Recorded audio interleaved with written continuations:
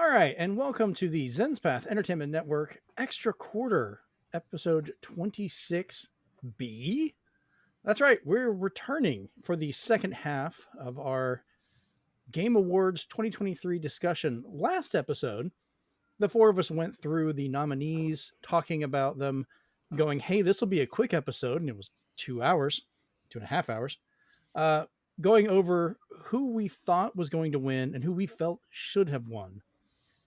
And I also made a little bit of a wager with three of the other co-hosts here.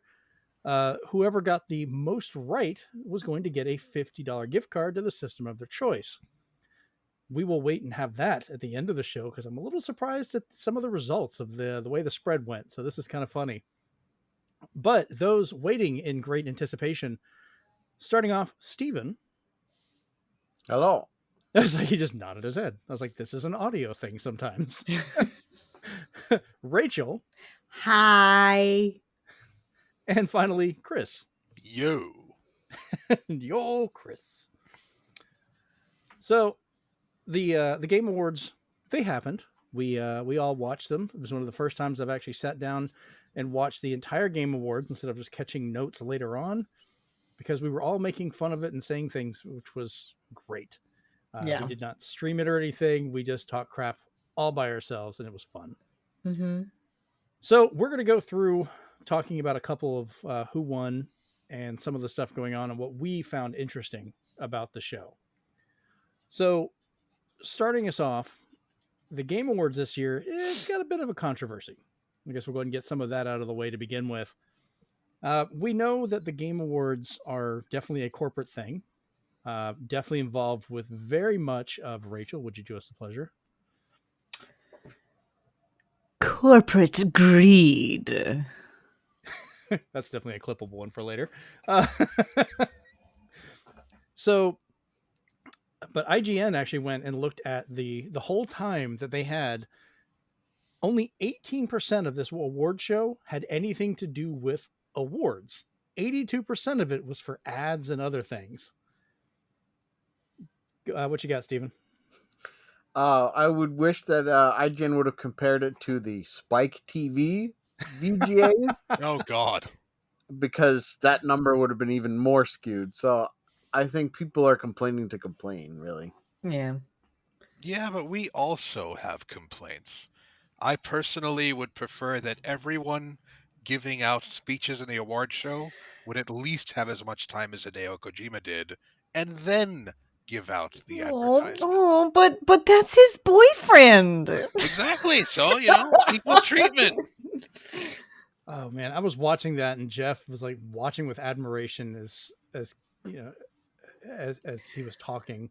And I'm just like, literally he was so like happy. it was like he was on the ground sitting crisscross applesauce just going, it's Santa Kojima. I think the biggest problem was almost every presenter got a monologue. Like Anthony Mackie got, I don't know how many minutes, but he got a long time of just saying shut up to the audience for like 5 minutes straight.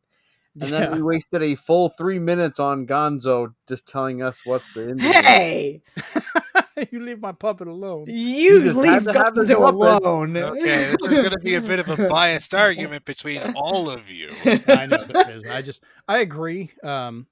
And it's one of those things like if they want to compare themselves to stuff like the Emmys or, those like the movie awards type things, not the MTV ones or stuff like that, but the big actual Academy Awards and so forth.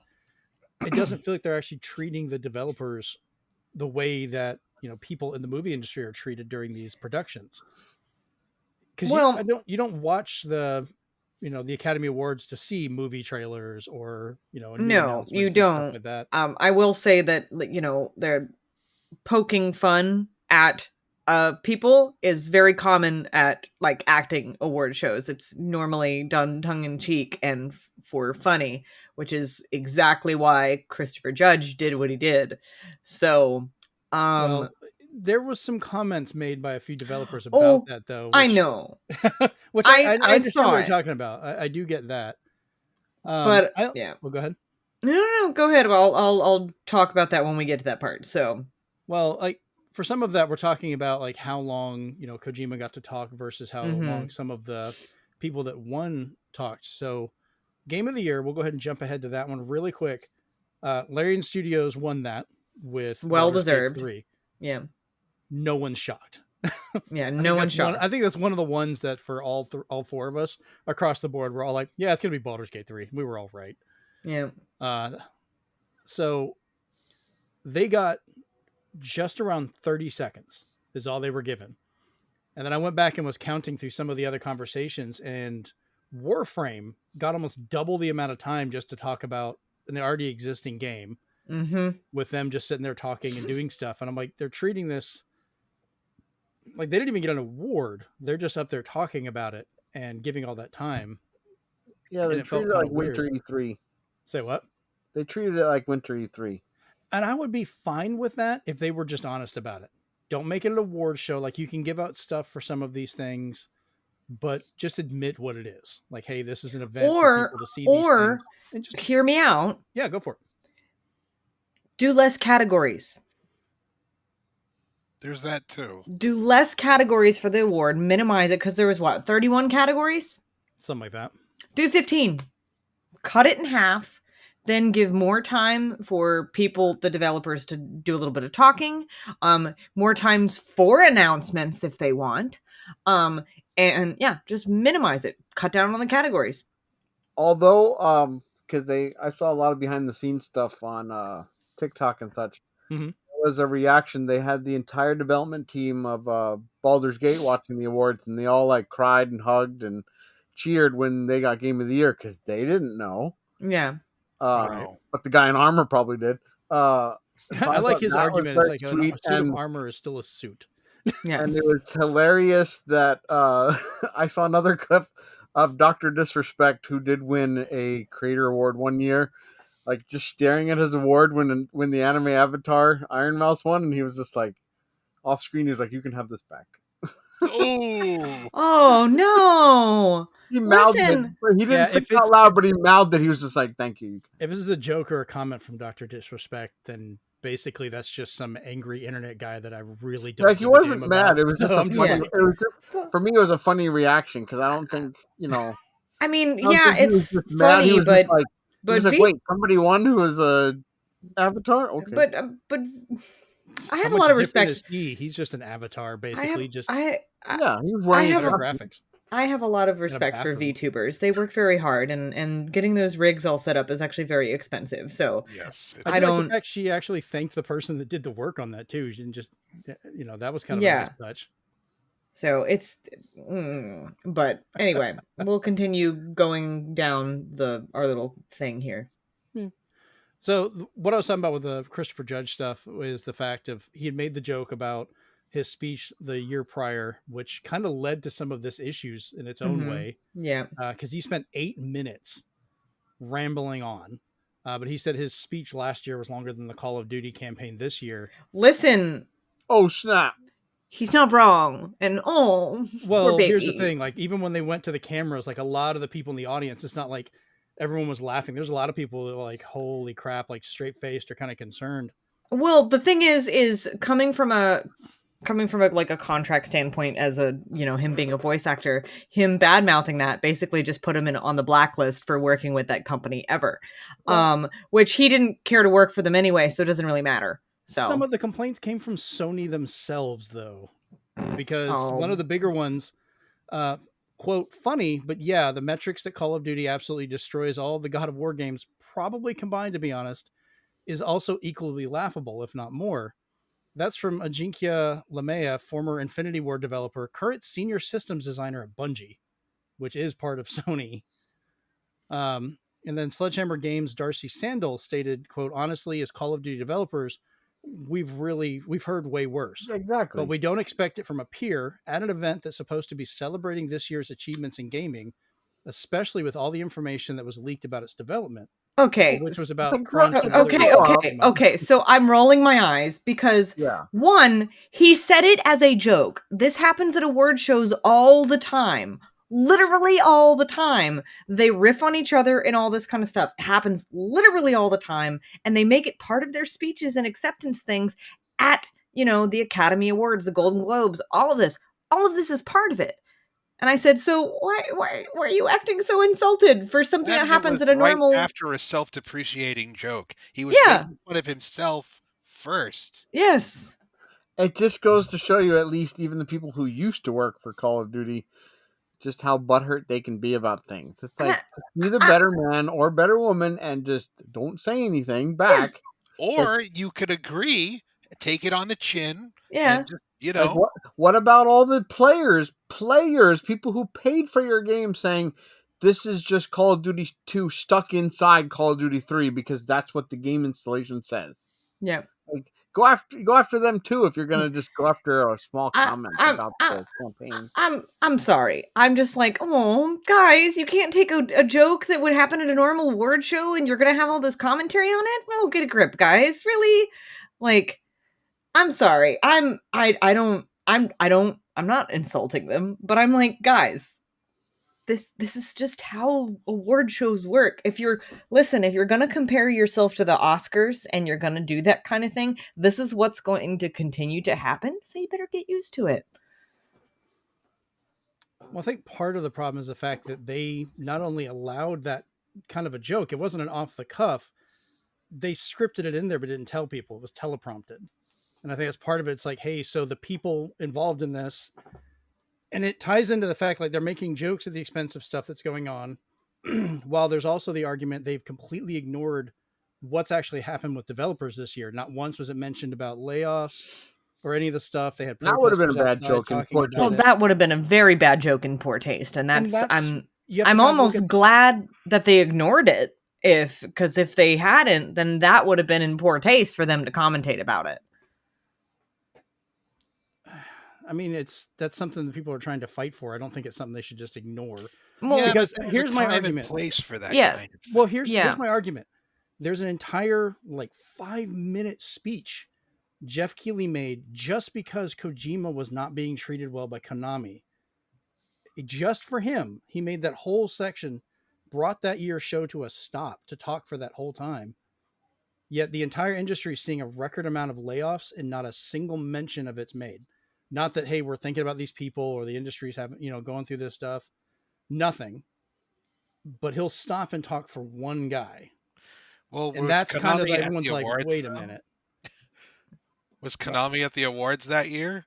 I don't think well, so. yeah, I agree with They Chris. were actually. They wouldn't allow. Really? They wouldn't allow Kojima to be there. I think. Like, what kind of content would have Konami pulled? Like, he can't just comment on all these layoffs when half of them are nominated. Yeah. So and well, he doesn't part of have the to board. mention the actual individual layoffs, but just talk about the fact that developers are going through this stuff. That's Even still so, something to but go. that's just the nature of the business. The companies make those mistakes. It's not something for him to comment on because raising awareness doesn't change the fact that They've been laid off, made the wrong decisions.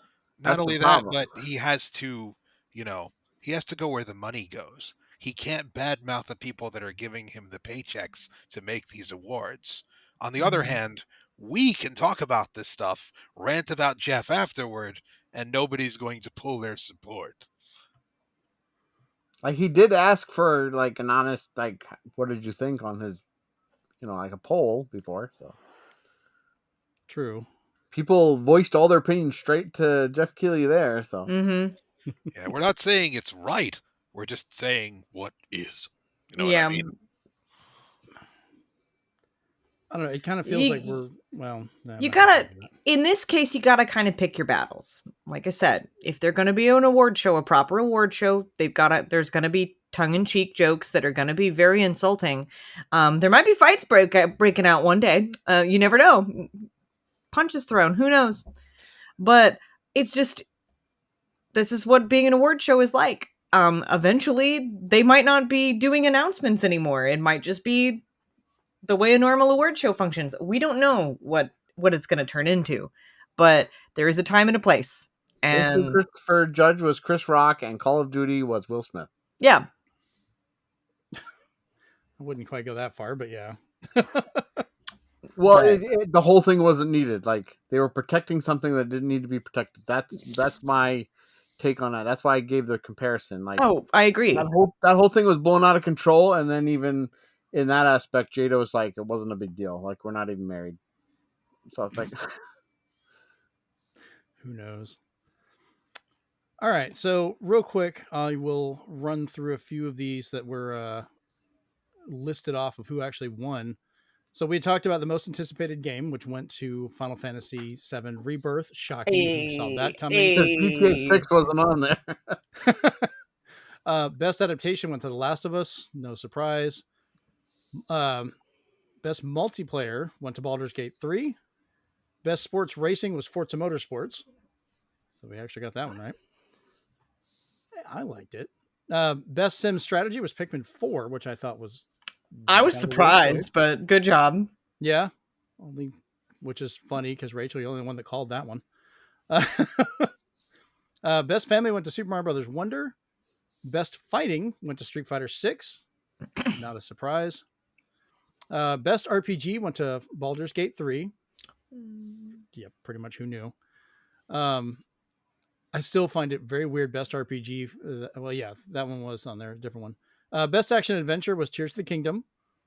Best action game, Armored Core 6. Still need to play that. Which I was going back and listening to it, Chris. I do like your point of the fact, well, it's a bunch of robots. You run around, you point, you shoot. That's action. There you go. Like, he's not it's wrong. Such a broad category. But you add an adventure and it goes to Zelda. Best independent game went to Sea of Stars.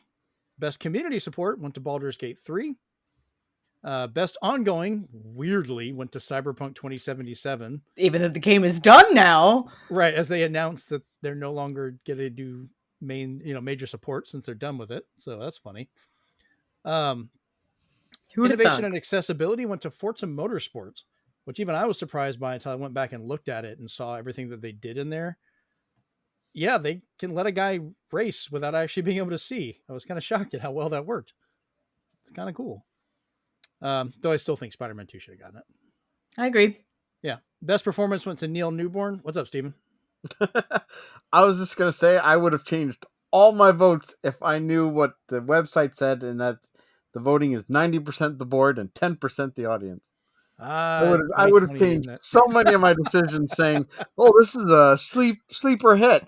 Board doesn't care. Board don't give a dang. Yeah, board's just a bunch of honey badgers. Corporate greed. Basically. Best performance went to Neil Newborn. Oh, I'm so happy to get that. So I'm so glad he won. But what really got me, and I made this comment when we were watching it. I was looking at him like, oh, Ben's ready to stand up. He was so ready to stand up, and I saw the look on his face. I was like, oh, poor baby. It's okay. Yuri lost last year too, and he doesn't look too bent out of shape. It's okay. Yeah. They shined the spotlight on him like right on his eye. No, and a dozen times. Out. A dozen times they were like blinding that poor man, and I was like, honey, do you want some sunglasses? Shine bright, Ben Star. Like, somebody get him some sunglasses. Maybe they were trying to give him an excuse for tears. Like, if we just keep shining a light in his eye, I'd be like, oh, he's not crying, and he just won't quit doing that. But, oh, man. That hurts. Farce. But I am glad that Neil won. Totally well deserved, and his outfit was awesome. I was gonna say I was digging his outfit. Like he was wearing it like a traditional kimono from like Tokyo. Like I watched a video that he talked about his outfit, and he even had the shoes with the weird toe things. Like yeah, really? Yeah. Go look it up. He literally talks in detail about his whole clothing, and I'm like, you go, Neil. I love you, man. Oh Lord. Best audio design went to Hi-Fi Rush, which I really thought not surprised. Well deserved. It's one of the ones I got. Best score in music went to Final Fantasy XVI. That's my boy. There you go. Best art direction went to Alan Wake 2. Mm-hmm. Yeah. Best narrative was also Alan Wake 2. I mean, it's about a writer. Yeah, well, I was going back and listening, getting the numbers together from the last show, and it made me laugh, Chris, when you were just like, I just want Alan Wake to win something. And I was like, oh, if you only knew. They kept winning. They kept winning. Like, every time they won something, I was like, damn. Speaking of which, best game direction, Alan Wake 2. What's up, Chris? Oh, No, geez, never. That just keeps going until you don't hit it. I have to. I learned Oh, that. oh! Yes, essentially. Pick me, pick Pick me. me, pick me. We have a raise your hand button, and I thought if you pressed it once, it would just go once, but no, it does the teacher, pick me, Yeah, pick me, it pick me keeps, thing. it keeps doing it till you click it again. Oh boy! Now I In wonder any if case, you click it, if I can click it and turn it off. that's an No. oh, so you could slap my hand if Oh, Yeah, hit it again. your Let me see if I can hand. slap your hand down. With a ruler. No, you can. That's amazing. I need to hurry up and do. He's got the ruler. No. Yes. But anyway, I just wanted to mention, after those awards, I had a dream that Alan Wake was actually the grown-up Bastion from the Never-Ending Story. Oh no. Oh my god. That was a Yeah, really, no, I can kind of really see that weird a dream. little bit. That sounds actually like an awesome dream. Oh, you have no idea. So what I drugs feel like are I need a legal where you guys play-by-play. live? Well, the Sounds problem like is you I also had an watched American Metaphor, nightmare. so it was really gross. Oh Damn it, no. Steven. Good job. All right, continue. And finally, as we said earlier, Game of the Year went to Baldur's Gate 3. Nobody saw that coming. Fair enough. Yep. So we will give out the actual score, but I'm going to let you guys kind of figure out how it went between the three of you. I don't remember what I guessed. I will say the one who technically won, who got the most right, was me. How you gonna There you spend go. the gift card? Yay! Yay. Jeremy. I don't Take get it out of your jack. wallet. Get your stuff. Yeah, money's still coming out of my wallet. It's just not going to me. So the second one, who's first place in this case, was only one less than mine. And then it drops from that down to 7 and 6. So Congratulations, Rachel. we shall see. All right. So I'm going to jump through a couple of the highlights of the announcements that we'll kind of round robin and talk about which ones caught our attention. So I'll start off. The first thing, and Rachel was trying to educate me on this earlier, and I'm going to have to look into it because I was so confused, but so intrigued, of Pony Island 2 Panda Circus coming 2025, maybe 2026. The date was glitching. I don't know what's going on. It just like, what the f- is this? It was a mix of highly detailed 3D worlds, old school graphics, and then FMV actors. Rachel, please, what's going on? I don't And Pro know. I'm ZD so was there. confused. ProZD. Who? ProZD. He's a voice actor. He's done Oh. quite a few things now. Oh no, he- okay, I do know him. Yeah, what's so his he actual started name? on Vine, I think. I've seen him on no. College Humor a lot. He pops Yeah, up on. He's a yeah, really, really funny guy. Just he is. and I was delighted to see him in there. But the first Pony Island game, it's hard to explain. It's still a mix of that thing of what you said. But it's very puzzly. It's got a lot going on. It's weird, and I think Jacksepticeye played it, and I watched his entire playthrough. I remember watching an entire playthrough of this game, and I was so enamored with it What is because it it was. on? Like, is it a PC game? It's on PC. I think it's like Okay. 85% off right now on Steam. So like you could get it for pretty cheap, and it's on wild. Switch too, but I'm not sure. Yeah, I might but just have to do this just to be like, what the crap? but it's a unique game. It's one of those things like it's the same developer that did what was Insidious, like that Mhm. one as well. Inscription. Description, yeah. Yeah. But it's very good. Like they're really good with the weirdness in their games. And so I was very excited to see that they were doing a follow-up to Pony Island because it was just so strange that I'm like, let's go with some more strange games. I like uniqueness like that. It's So. basically a genre breaker kind of thing. It You is. start thinking it's one thing, and then it just swerves into something completely different. Mm-hmm. All right. Well, Rachel, Keeps you guessing. what's the first game that caught your attention that you want to talk about? Oh man. I mean, Final Fantasy. Oh, I well, don't know no. what happened I mean there. that What's is like that. But actually, like, can I? She wants to build up to that. I want to. I'll get to that. I'll get to Right. that. I feel like somebody else should go because they have more commentary on the game that first. That was that caught my eye because we were looking at all the Persona stuff, and I was like, yeah, Persona, and then they come right in and they're just like, boom, Persona if it was a fantasy game. And I'm like, hot damn, let's go. We can jump right into that one and Yeah. all of us talk about that. I mean, that's kind of the point of all of this. That was because that was like in the order of what things were revealed. That was one of the first things that like came up that I was like, yeah, let's go. Well, I know the other one you're talking about is Chris. Yes. So Chris, Well, Chris has the most to say on this, so I'll let Chris go. Why don't you let us know what game we're talking about then, Chris? So yes, it wasn't really showcased during the award show. It was a a premiere before the show began, but we're talking about Atlas's newest hopeful linchpin next to Persona and SMT, Metaphor Re Fantazio. And it's basically all of the Persona 3, 4, and 5 guys with a little sprinkling of Neon Genesis Evangelion and other, various guys and Nier just smushing together and making a game that takes place in a fantasy world built out of real world archetypes. And then they got a little handshake from the Dragon Quest people somewhere along the way. Yeah, I got that vibe too. So yeah, it's pretty crazy. Atlas does want this to be like their third pillar next to Persona and SMT. So, Steve, Persona and SMT are not going away, okay? But of course, the third out of Persona 3. 6 replacement. Goodbye. You're a liar. It's right. listen. All companies need 3 pillars at some point, and yeah.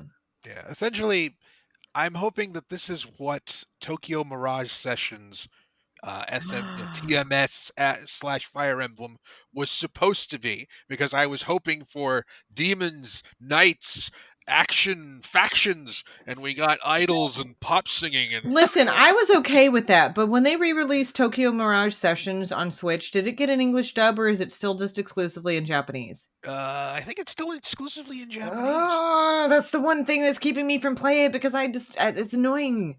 So. Well, again, it's not what people expected. It's annoying. In any case. Yes, the art style is astounding. They're essentially trying to mimic old medieval style artwork, like actual paintings with polygons, and it's a beautiful style that I've not seen at all, and I am so happy that technology has reached the point where we can do it. Also, that language that you're hearing, that is not a fantasy language, that is Esperanto. That exists. If someone out there knows Esperanto, they know what everybody's saying, and I think that's pretty cool. They hired a Buddhist to rap an Esperanto song during the trailer. What the hell? Oh, that's a deep cut. I wasn't even aware of Atlas that. really was just like, we're going to go absolutely ham. So to give some like other like commentary on this, as soon as I saw like the Persona thing and this happening, I messaged my coworker Andrew, who is more obsessed with these like Shin Megami Tensei, Persona, all of Atlas's stuff more than you are, Chris. Sure? No. And I literally messaged him. I'm like, "Are you watching the Game Awards?" And he said no. And I said, "You need to turn on the Game Awards right now." And he did. He went, "Oh damn." And I was like, and he was like, "Thank you so much. You have made my night." I didn't find out until the next day why I made his night. The next day I found out his wife's car battery was having trouble, and he wasn't at work on Friday because he had to get it like fixed. So, and he was trying to fix it himself on Thursday when we were watching it that night. And I was like, "Oh, yay. I gave him something to smile about when he had a rough evening." You brought joy to the masses. I brought joy to him. So, oh God, what was the next thing I was, but yeah, that was my kind of aside thing that I was like, oh, nice. The first person I thought of, I was like, man, Andrew's going to love this. Joy to the Persona fans. Exactly. Yeah, I mean, so like my kids, especially Jeremy, are obsessed with like Persona and Shin Megami Tensei, and he's tried for years to get me to get into it. I've been playing and enjoying Persona 5. I've gotten a hold of some of the older ones. I just finished the Vita TV mod, so I'm going to be going back to some of the PSP ones. Nice. I am excited about. Yeah, I need to send you footage, Rachel. It's better than I thought it would be. Like, it's that good. And keep me updated on the other one that you thought you found. I So, did find it's 180. I just need to know when you want me to get it. whenever you want, Fair I'll enough. send you the money. We'll work it out. But this one, I'm really intrigued by like how it looks, and I'm curious to see how the story goes. It's going to end up in my house one way or another. So I will eventually see this if it's either by me having it or Jeremy getting it, and I just go grab it from the living room, Mhm. and we'll see what happens.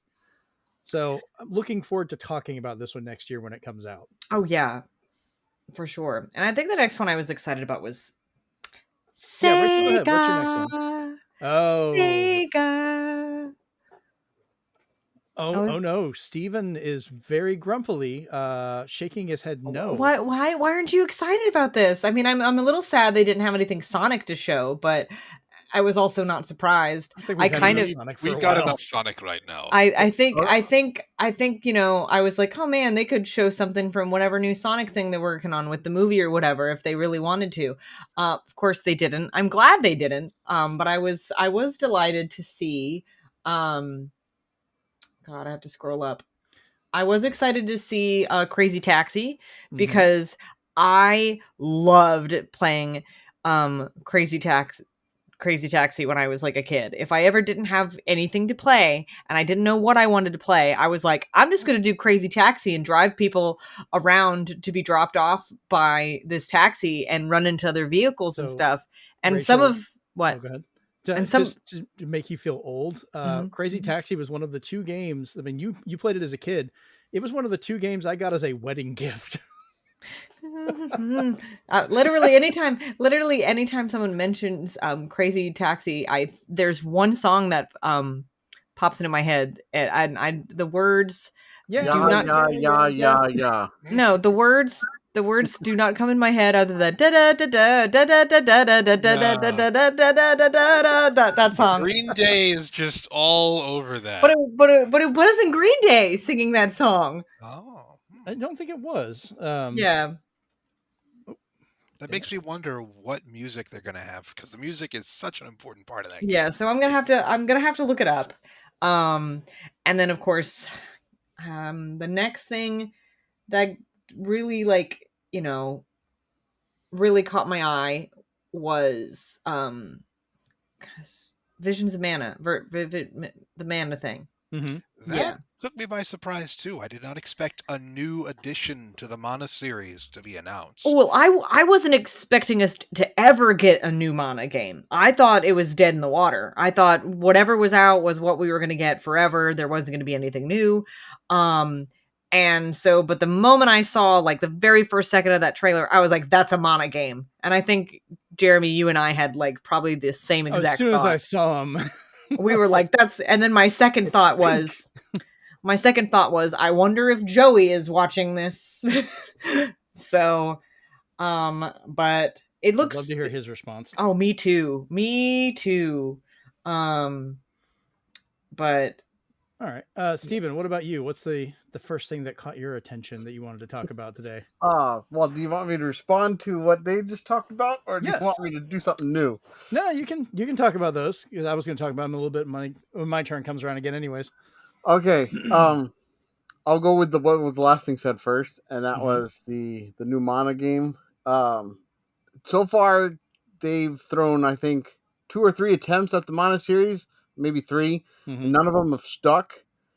I'll be curious to see if this captures the magic back, but I'm not sure. It seems like a lot of times they're just using remnants from Eternal Sonata, if anybody remembers that game. So it looks Yes. so pretty, and there's the tree, but it's just like, is it fun, or is it just Harvestella without the farming? Like, what are we getting? Like, what kind of game are we getting? Because they're, not for nothing, Square Enix is pushing out a lot of RPGs, so I something's mean, gotta they're give. they're an RPG developer. So if they pump But- out stuff other But than that, speaking of track records, and I told this to Chris after the award show, Mhm. I am very cautious about those Sega games, and personally, and this is my opinion, they all look like garbage, except for Jet Set Radio has the most polish. You'll get your shot, okay? Hold on there. So, Oh my I god! got my hand up. Chris, So let me Chris has the finger up and the Ace Attorney type pose. He's hold on. Objection. You guys have spoken your Sega piece. I'm going to I give you a quick. haven't. You'll ahead. get it. I'm going to give you my quick rundown. So Okay. we have Jet Set Radio. Looks like it got the most polished so far because these are all in development. Looks like it got the most polished. Looks the cleanest. Good. Streets of Rage. Looks like Fighting Force remake right now. So I'm scared about how that one will play, especially since they have to be better than what 4 was. 4 is a very high bar, and obviously Sega didn't really work on that. They outsourced properly. I'll come back to that in a second. Then they showed Shinobi, which I think has the most promise, but I'm not sure how that game will animate. If it's just going to be a flash in the pan, or if it's going to be something that care was given to it. When I looked at Golden Axe, it looked like just moving toys. I was just like, this doesn't look good at all. And what kind of roids is Gilius Thunderhead taking? It This had is Blinks really, the Time Sweeper level graphics, so right This is now that really thing is weird. really under development. All of these Um, said they were pre-alpha, early development. And then stuff, so at least lastly, they showed us something. Crazy Taxi looks like, and I'm going to say this as a prophet and see if I come true. Crazy Taxi looks to be like some kind of co-op type game or a competitive game because there was multiple taxis and police cars all racing against each other in that. So I don't know if the spirit of Crazy Taxi is going to be the same in that game. And lastly, I'm really tentative about all of those because I want to know who's developing them. Is Sega just handing them off to random companies saying make something new and it's going to just blow up in their face? Or are they all going to be like, oh, these are good, great developers, good pedigree, I'm going to love these games? So right now I was not excited. I'm excited for the prospect, but the games don't look good at all for me yet. Well, I have to give a slight rebuttal to Shinobi because I've seen what Dotemu and Lizard Cube have done with Streets of Rage 4, and I really, really think it's the same company working on Shinobi. We'll If I see. am wrong, then we will I talk will about change it. my tune if I know that that's who's working on it. It looked really detailed when I went back and was looking through the trailer. Like from what they've shown, and I know this is a trailer, it's always going to be possibly deceptive but they said this was early work that they're doing. I liked how it was. Yeah, it had kind of a simplified design, but I like the aesthetic of what they were going for. And I think some of these, they're going for an art style that translates some of the previous style, but they're trying to modernize it for a little bit. You know, Sega came out and made the comment that they're trying to go back to, as they put it, the rebellious Dreamcast era, which I'm okay with. I liked that Sega during the Dreamcast. Where's my Hawkeye meme? Don't do that. Don't give me hope. Agreed. Like this, I understand your caution on this. Sega has come back before and been like, "We're gonna do this," and it is completely bit us in the ass. Balan Wonderworld looked really good, guys, and it had Yuji Naka working on it. Shenmue How 3, good did that was do? Sega. Why would you bring that up? Steven. One Steven. spitting, twice shy. Steven. Steven's here with the hate. My God. I didn't need trauma.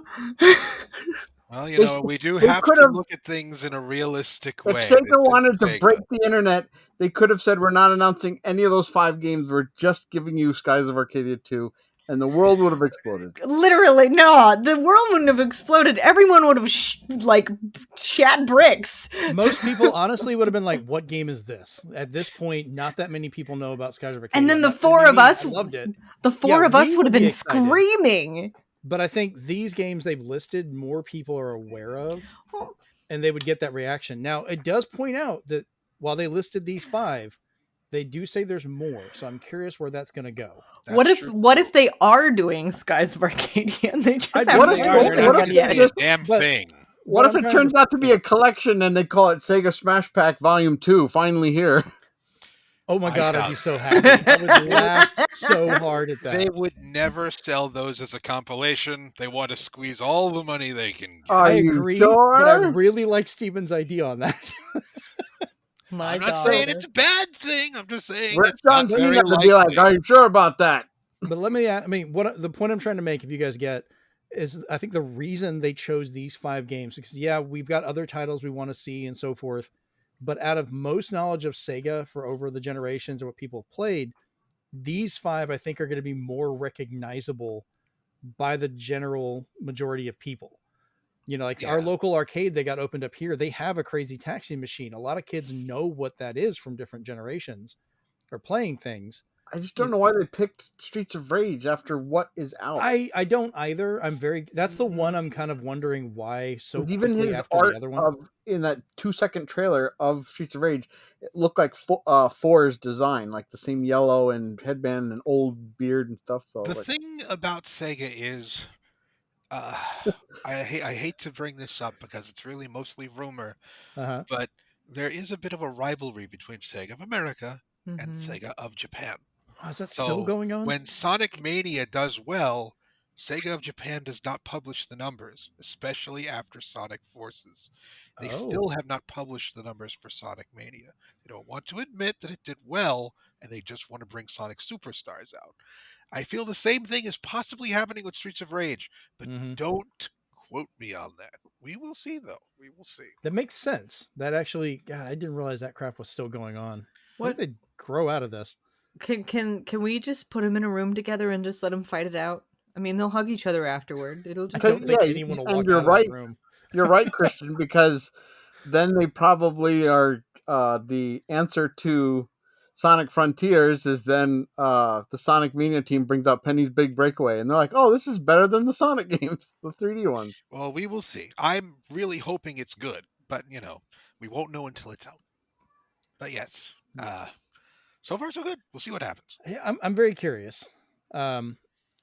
So, Steven, did you have one you actually wanted to talk about that you were interested in? I know we were going Yeah, back and discussing these, but yeah. So yeah, I have a bunch, but one of the ones that I know nobody else will really touch on really that Mhm. much is I love when Supermassive Games touches any game now. They have, for me at least, the Midas touch because I like their style of games. okay. So for them to do the casting of Frank Stone, which is to bring the Dark Pictures anthology quarry kind of gameplay Mhm. into the Dead by Daylight universe, means that like they're open to collaborations, and I was like, I love that. Because for all we know, they could give us a new Resident Evil that's not first person. That would be like, maybe they could work on the next Outbreak, and it would be fantastic. Stuff like There that. you go. So I'm really excited for the casting of Frank Stone because I don't know if it should get its own title, but I like Resident Evil types a lot. So those type of games are always interesting. Okay. Mansion horror likes. Yeah, it doesn't even have to be that. It just has to be over the shoulder and I just want to coin a name, damn it. just be spoopy. Spoopy like. Spoopy. Spoopy likes. Oh Lord. All right, so I'm gonna name off 3 games that caught my interest because I'm just gonna go over them really quickly. They're kind of small ones. Harmonium the musical. This was one. It's designed to be like a deaf musician, and it's exploring that world through visual art and so forth of music and other things. But the entire game is done with sign language, actual sign language for every character, everyone talking. And I like the fact that they're sticking to that of how it works as a means of kind of bringing in another world of games for people differently abled for that. You know, people that are deaf can enjoy that, and it kind of brings understanding to people with those issues of how that works. Um, so I'm very curious to see how that goes, and I like seeing more communities like this getting games that represent that better.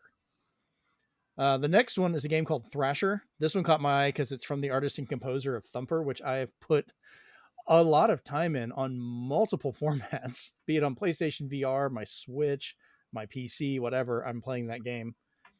I don't, they didn't say what this is coming out for, but it kind of looks like it's a VR motion or touch based control I just because could they had the believe that. hand. Huh? Mhm. I could believe that. Steve also said that it had a bit of a res feel to it, which I could also see. Visually, I agree. Yeah. I noticed at the beginning they had the hand with like a wand in it, and it looks like you're moving things and kind of moving across. So that could that kind of tells me either VR from the hand perspective or a motion setup or a touch screen of some sort, whatever, or a mouse even might work with that. And then lastly, the one my wife is most excited about, World of Goo 2. That was like out of nowhere. Yeah, I love that series. I played the living hell out of it on the Wii. We still play it to this day. It's so much fun. Rachel, you ever messed with this one before? World of Goo? Yes, because you look very confused right now. I remember seeing because did that come out physically? No. No. Okay, It that's was why. very big during Well, the it came out mobile physically on the craze. Switch. That too. Did it? But Okay. It was like It limited was- run or super rare, I think. See, this is why I don't.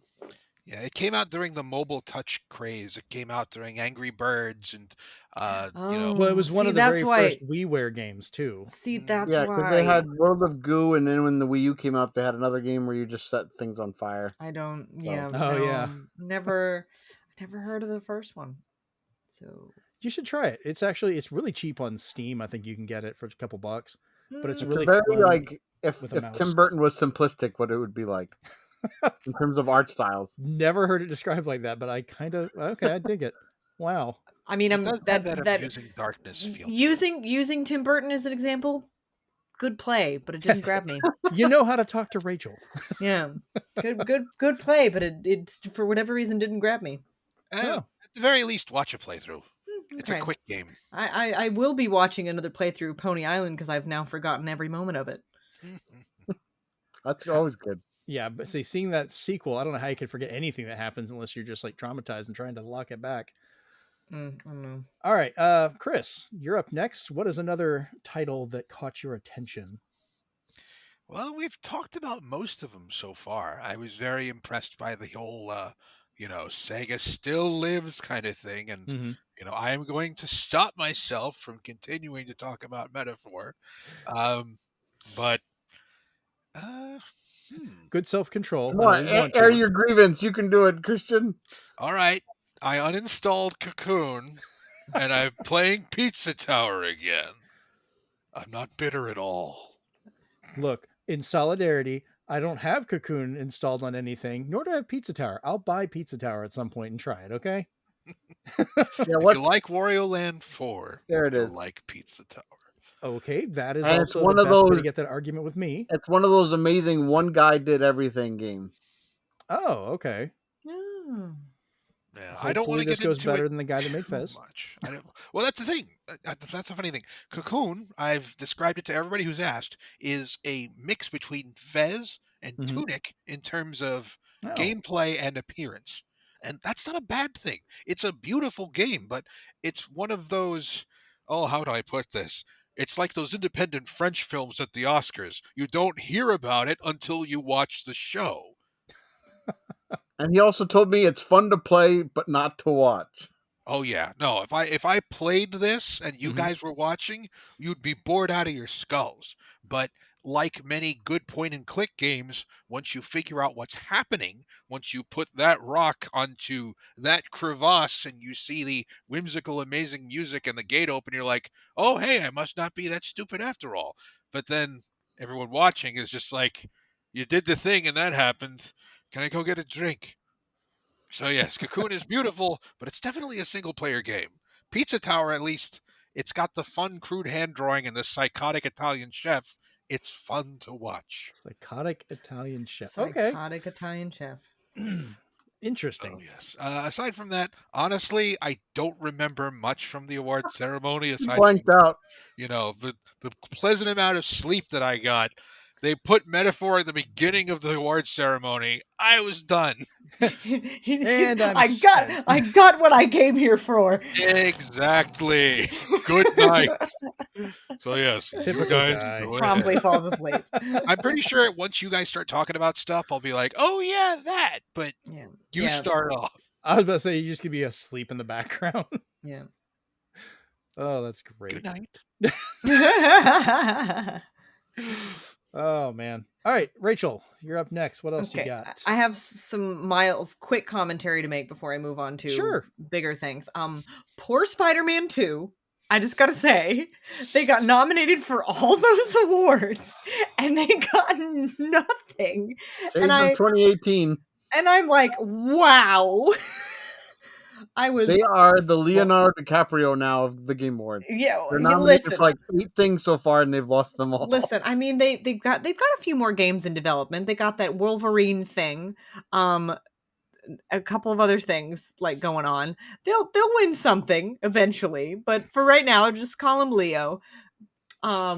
And then also my other commentary as I was watching all this is, why was there a character in every single trailer doing something with a USB drive? That was my one thing that I was like, oh look, he's got a USB drive. And then the next trailer I was like, he's also got a USB drive. It just kept happening. It just kept happening. And if I had a 'Cause it nickel, started with that Panda game to begin with, because you had Yeah. the thumb drive you put in the bow and arrow. it's just a weird coincidence. It's really funny that it happened that many I had a times. nickel every time they mentioned the USB drive. I'd have 2 nickels. But of course, you guys know I'm going to talk about Final Fantasy. What's Nothing that? wrong with You that. know I'm going to talk about Final Fantasy. So I'll start with 16 first. My favorite thing was like, oh yeah, okay, we're going to do DLC, and guess what? One of them's already out. So literally as soon as the I got off the Game Awards stream, I went onto the PlayStation Store to check if it was there. It was not. So they lied. It was not available right then. But it was That never up. happens with Nintendo Directs. I know, but it was up. It was up the next day. It's up now. But you can get, of course, the season pass, which goes ahead and gets you access to the one that's up now, and then the one that comes out in spring. And you get the Buster Blade, baby. So that's cool. Echoes of the Fallen and Rising Tide is what they're called, and of course they take place right before the final battle. But I don't know what it is with Square and putting DLC in the middle of the game. They did this with 15, and I'm like, honey child, please do post game content again. I miss it. So yeah, that I was excited about that. I'm excited to hear more of Ben as Clive. It's gonna be a good time. I love Final Fantasy, and this will make me a little more convince me more to finish the game, because I've stopped because another game came out, and my game list is endless because of this. And what did you guys think about the any thoughts? I am I don't want to be eventually going to have to play Final Fantasy. I've played up to 11 or 10-2, so Yeah. I'm very out of the loop. Yeah, But it looks good, and well, it's I'm almost surprised that the DLC wasn't spoiled by the lore button. You're I will funny. admit that was a bit of a turnoff. Playing the demo and just like, this is this character. Here's all the stuff that you would have found out if you played the game up to a certain point. I'm like, oh, got the cliff notes. So, like you said, if that's not in the whole game, then cool. I mean, it is, but it's Ugh. it's one of those things that it's like, here's information that you could read about if you want to. It's not super necessary, but it has some cool context stuff, and it's good little helps to break up some of the stuff, and it also kind of adds a little The fact bit. that you can do it during a cutscene though is weird, because you can Yeah. be like, "Who's that, lore? Who's that, lore?" Well, Yeah, I just feel like no they one's should put that game- in before you can find out just by watching. Well- That's what gets me. Well, no one's game menu should have to come with a spoiler warning. but here's the thing. I kind of like it because for me, I'm like, okay, I take a lot of breaks from playing certain games, and I move on and I played something else for a while. So when I Right. come back, sometimes I am hopelessly lost. So if those characters did not mean something to me, Mhm. then I'm like, who in the hell are you, dude? And then I just press the button. I'm like, oh yeah, that guy. Okay, I that thought you has would- happened in I'm many like- RPGs Yeah. where you're So- just like, you put it down, you go do life, You come Mhm. back. Where the hell am I again? And what was I supposed to do? I just prefer the ones that would highlight important things in different colors, and then those would appear in like your compendium to read later. Oh, I mean, that's a way to do it. That's not bad. That's interesting. So yes, I'm not saying no. I'm Yeah. not saying no. I'm just saying that stopped me for now. Yeah. But the DLC looks interesting. But speaking of getting hopelessly lost in games, I'm going to pivot away from Final Fantasy for a second and go back to a different topic because Hello Games, a game that you can get hopelessly lost in, is No Man's Sky. But it didn't really matter because there was no real overarching story to keep track of. So you're just in space looking around. And boy, now we get to get lost on a planet. So I'm excited about that. Yeah. What's go up, ahead. Steven? I was gonna say, just make sure that when the game comes out, do not play it for at least 3 years, because then it will be what he said it was going to be. Well, here's the thing. They were smart this time and Steven. didn't pop in a release date, so they can't be held accountable to anything And right that's now. true. That's So true. they can't be forced to do it by a certain date like Well, he's not last being time. pushed by Sony's marketing It's group just- this time exactly. either. They're independent. It says, Yeah. hey Sean, if you want us to trust you this time, when you're ready, please, when you're ready, give us a beta or give us a demo, and everything will be fine, because then we'll know whether you're lying to us or not. No, listen. He learned. Like, listen. If they hadn't have learned, all of this additions to No Man's Sky If you would have learned, those memes wouldn't be out there. You wouldn't even care to meme. Listen. If he had not learned, all of that DLC and all of those updates that we got for free, I might add, would have been paid. So, I'm just saying. So, all right, from Sean Murray himself, I love this. He put it out. Someone was talking, okay, Sean, don't overpromise. Just say we've been working on something and show some clips. Then it goes, quote, I'm making Earth. And Sean's like, fuck. I did it again.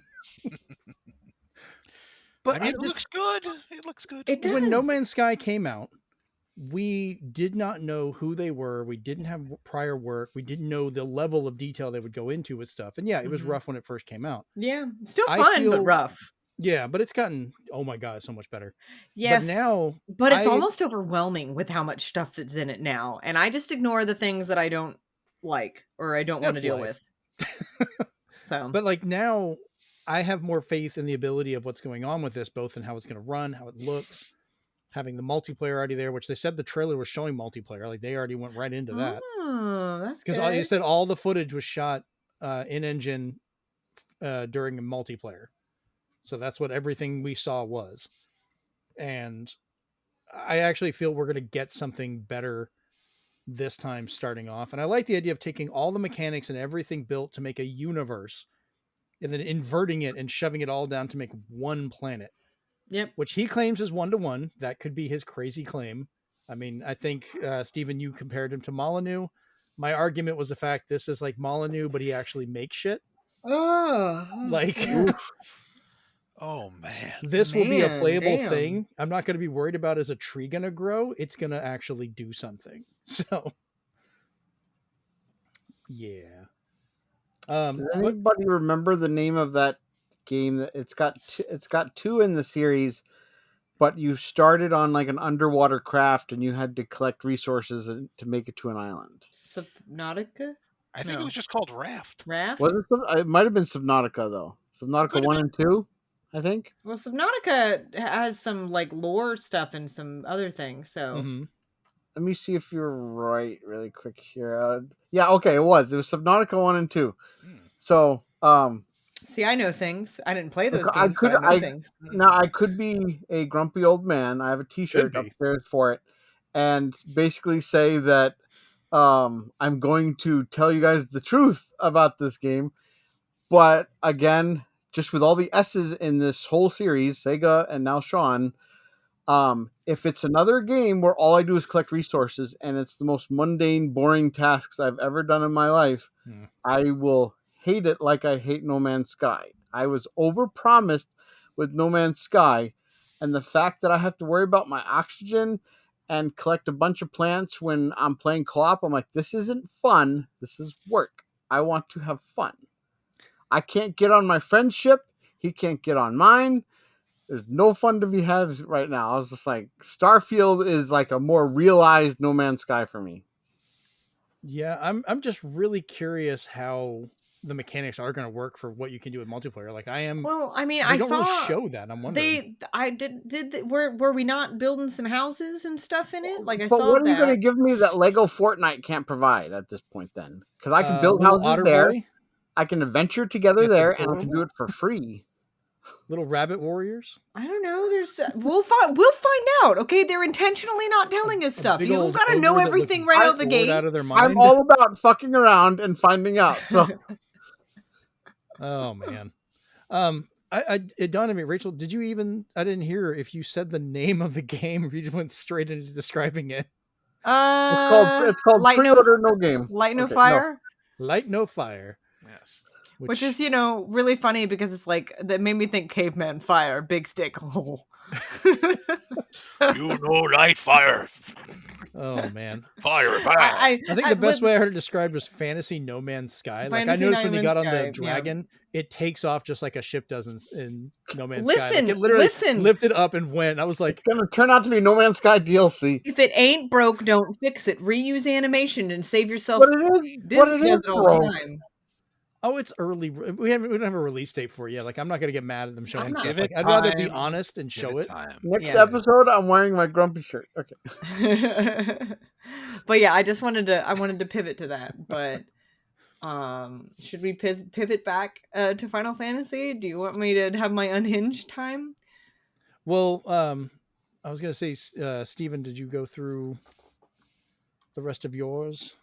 I've been trying to look up notes while I was doing that, so I kind of lost I track. still have a couple games. I'll do a twofer right now, really quick. Okay. Helldivers 2. If you've played the first one, you're going to be a fan of the second one because of things. It just, I don't know, it hits different. So I'm hoping to, just like Risk of Rain changed their perspective drastically, I hope this one works out for them as well. Oh, okay. That just sold me because like I liked Risk of Rain 1, but Risk of Rain 2, like I just hooked me. So Yeah, Risk of Rain 1 was simple, and so was Helldivers being isometric, and it was hard, but it was fun. Mhm. But for them to just be like, well, what if it was more realized and larger? I'm like, okay. And you're keeping your funny attitude where you're just like, we're part of Earth. We're going to help save the world. That was good. All right. The other one that I'm going to mention here is I've kind of like ignored it, and then I started reading more about it, and now I need to download it tonight and try it out. And it's called The Finals, and it is free to play on systems and Steam. Mm-hmm.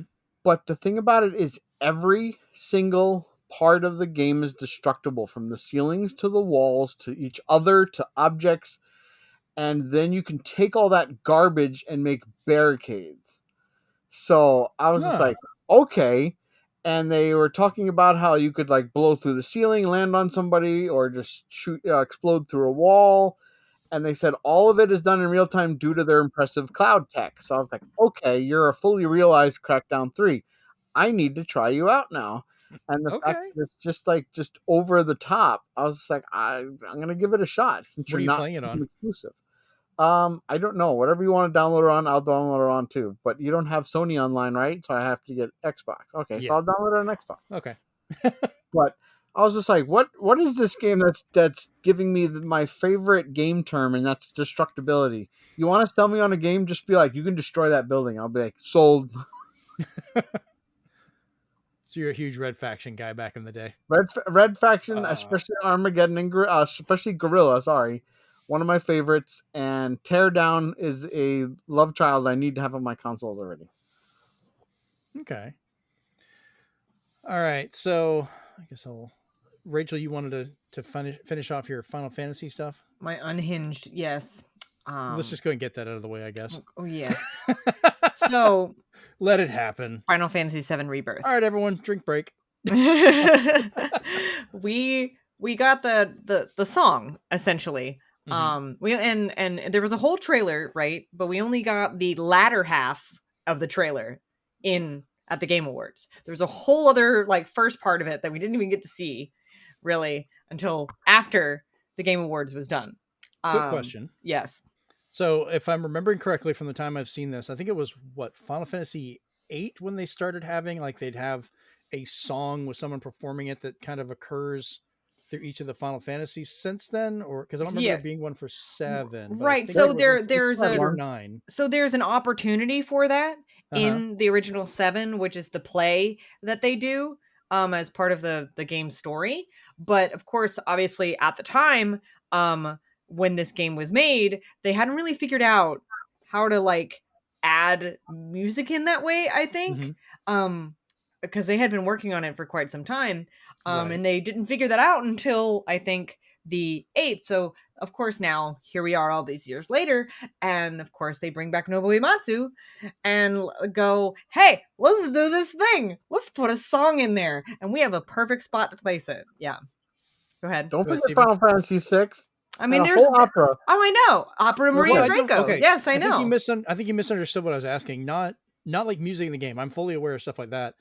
But I remember what was it? Final Fantasy 15. They had a particular Yes. song. They actually had someone perform it. I remember There's that two of them in that, actually. Yeah, technically. some of the games and I was trying to remember how far back when that started. Because obviously Super Nintendo, they weren't doing it because they didn't have the tech to. I mean, technically, do that. I guess Opera Maria Draco in 6 counts because it's in there's actual recordings now of it.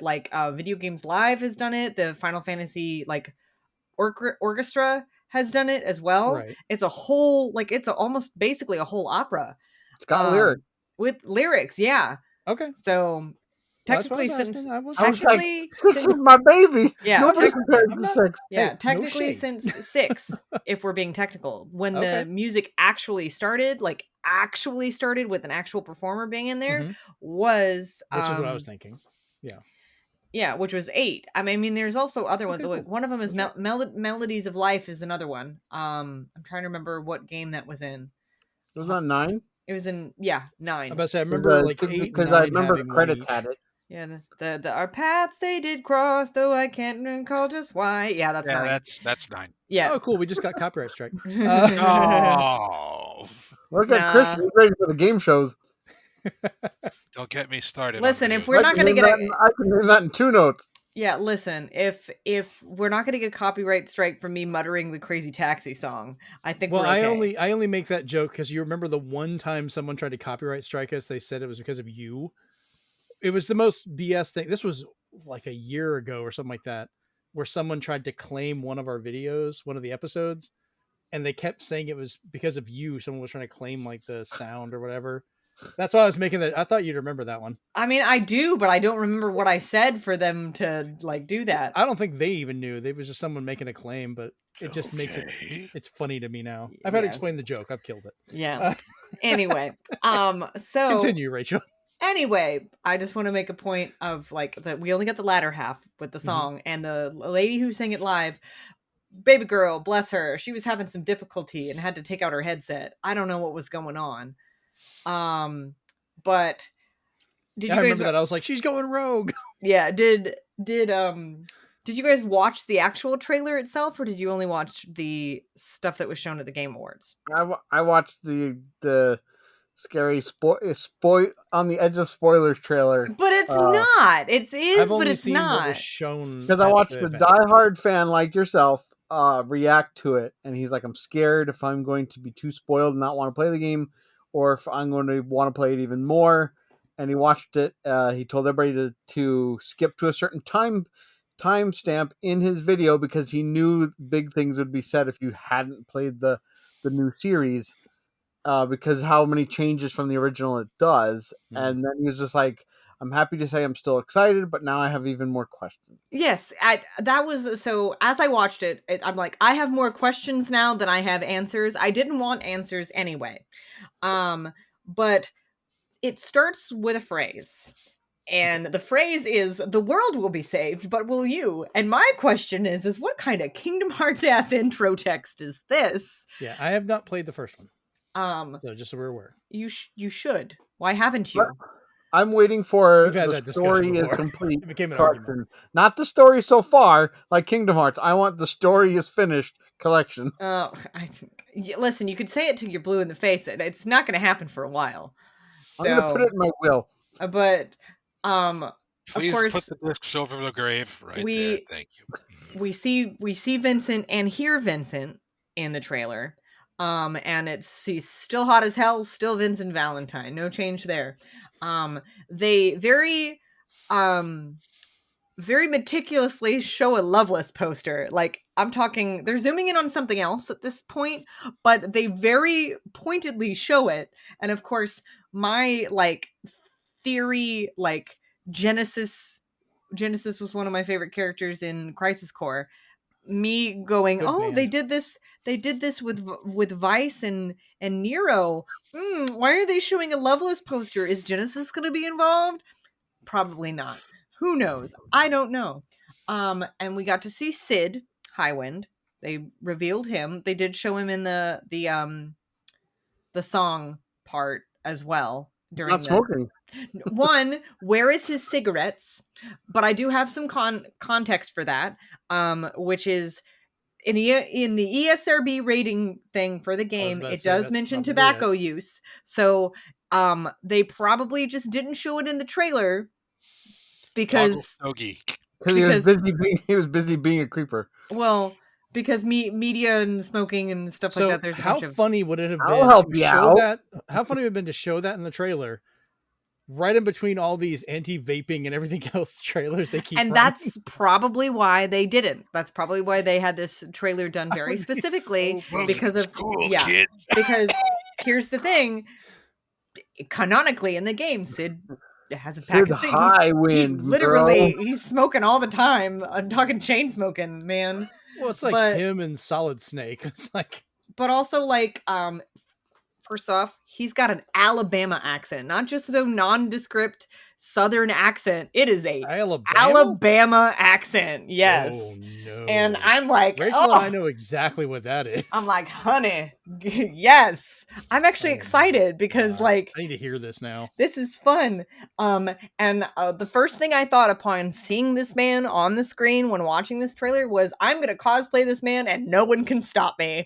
Like, that was the first thing that I thought.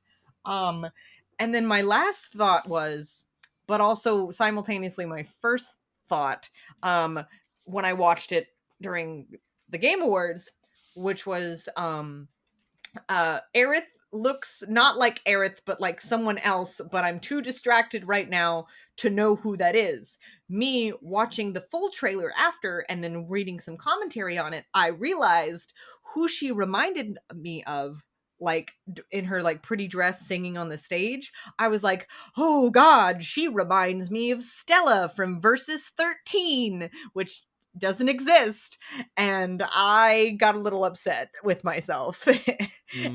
So I was like, oh no, once again. But it looks really good. There's a lot of questions. There was some things going on with Vincent and a certain weapon not being there, and all kinds of other stuff that I'm like, I am more confused than ever, and it just makes me want to play the game even more. But yay, we're getting a fun song. Yay. So All right. So the next one I want to kind of dig into is this is a weird one that we were all very confused about when we first started seeing the trailer. It's called Big Walk. oh yeah. And this is from the same people that it popped up saying from the creators of Untitled Goose Game. And I was like, I don't care. I'm in. Whatever this is, I'm going to play it. House. Goose on the loose. Yeah, that game is great. You can just be an a-hole as a goose. It seems like you play as kind of like a silly cartoon art style ant creature. I'm sorry. It looks like the gravity dipping ducks. From The Simpsons. You know, they're wooden ducks, and I know what you're talking about. We had those and back in the 80s. and they dip their beak into the water. That's what they look like. We had those 40 Their body years ago. segments remind me of ants. That's the only thing, but they don't have enough arms. But anyways, like you're these super cartoon looking characters exploring a very realistic looking world, which is kind of a weird dichotomy to have there. But you're walking and solving puzzles with other people, so it's like you play multiplayer. It's like Pikmin, like separated from Olimar. But it's what happened before. My question is it local multiplayer, couch co-op, or is it online? Can you play it? I'm betting it's online because they showed people like way off from each other, like sending up smoke signals and other stuff. So I don't know if that's I wonder if exploration it's like people that game together. Grounded or Groundling, whatever it was. Grounded. The Honey I Shrunk the Kids game. I don't think it'll be quite as much like Grounded because that's kind of a survival type game. This one seems like it's just here's a big area goofily. I guess more explore like out. the exploration type of it. Yeah, because they even called it kind of a walking game. Like you're just kind of wandering about and exploring, which I'm like, that could be fun with friends. Like you find weird puzzles and do stuff. Like who knows? Yeah, they got to be careful there. You don't want to call it a walking simulator because those are contentious. Right. The next thing I want to go real quick is we finally saw actual labeled Series X footage from Senua's Saga Hellblade 2, which that's been announced for next year. It's coming out. But this is the first time they've shown gameplay and actually like, hey, this is from a Series X. Because people were wondering before, like, are you guys showing PC footage or what's going on? That game still looks crazily good. Like it looks incredible, and it makes me poor want to play choice the of words. first one. But yeah, they're really, because I think this one they went back, they were developing it, then they went back and they were redoing everything in Unreal Engine 5. So that's why it's really updated and it's taken a little bit longer to make.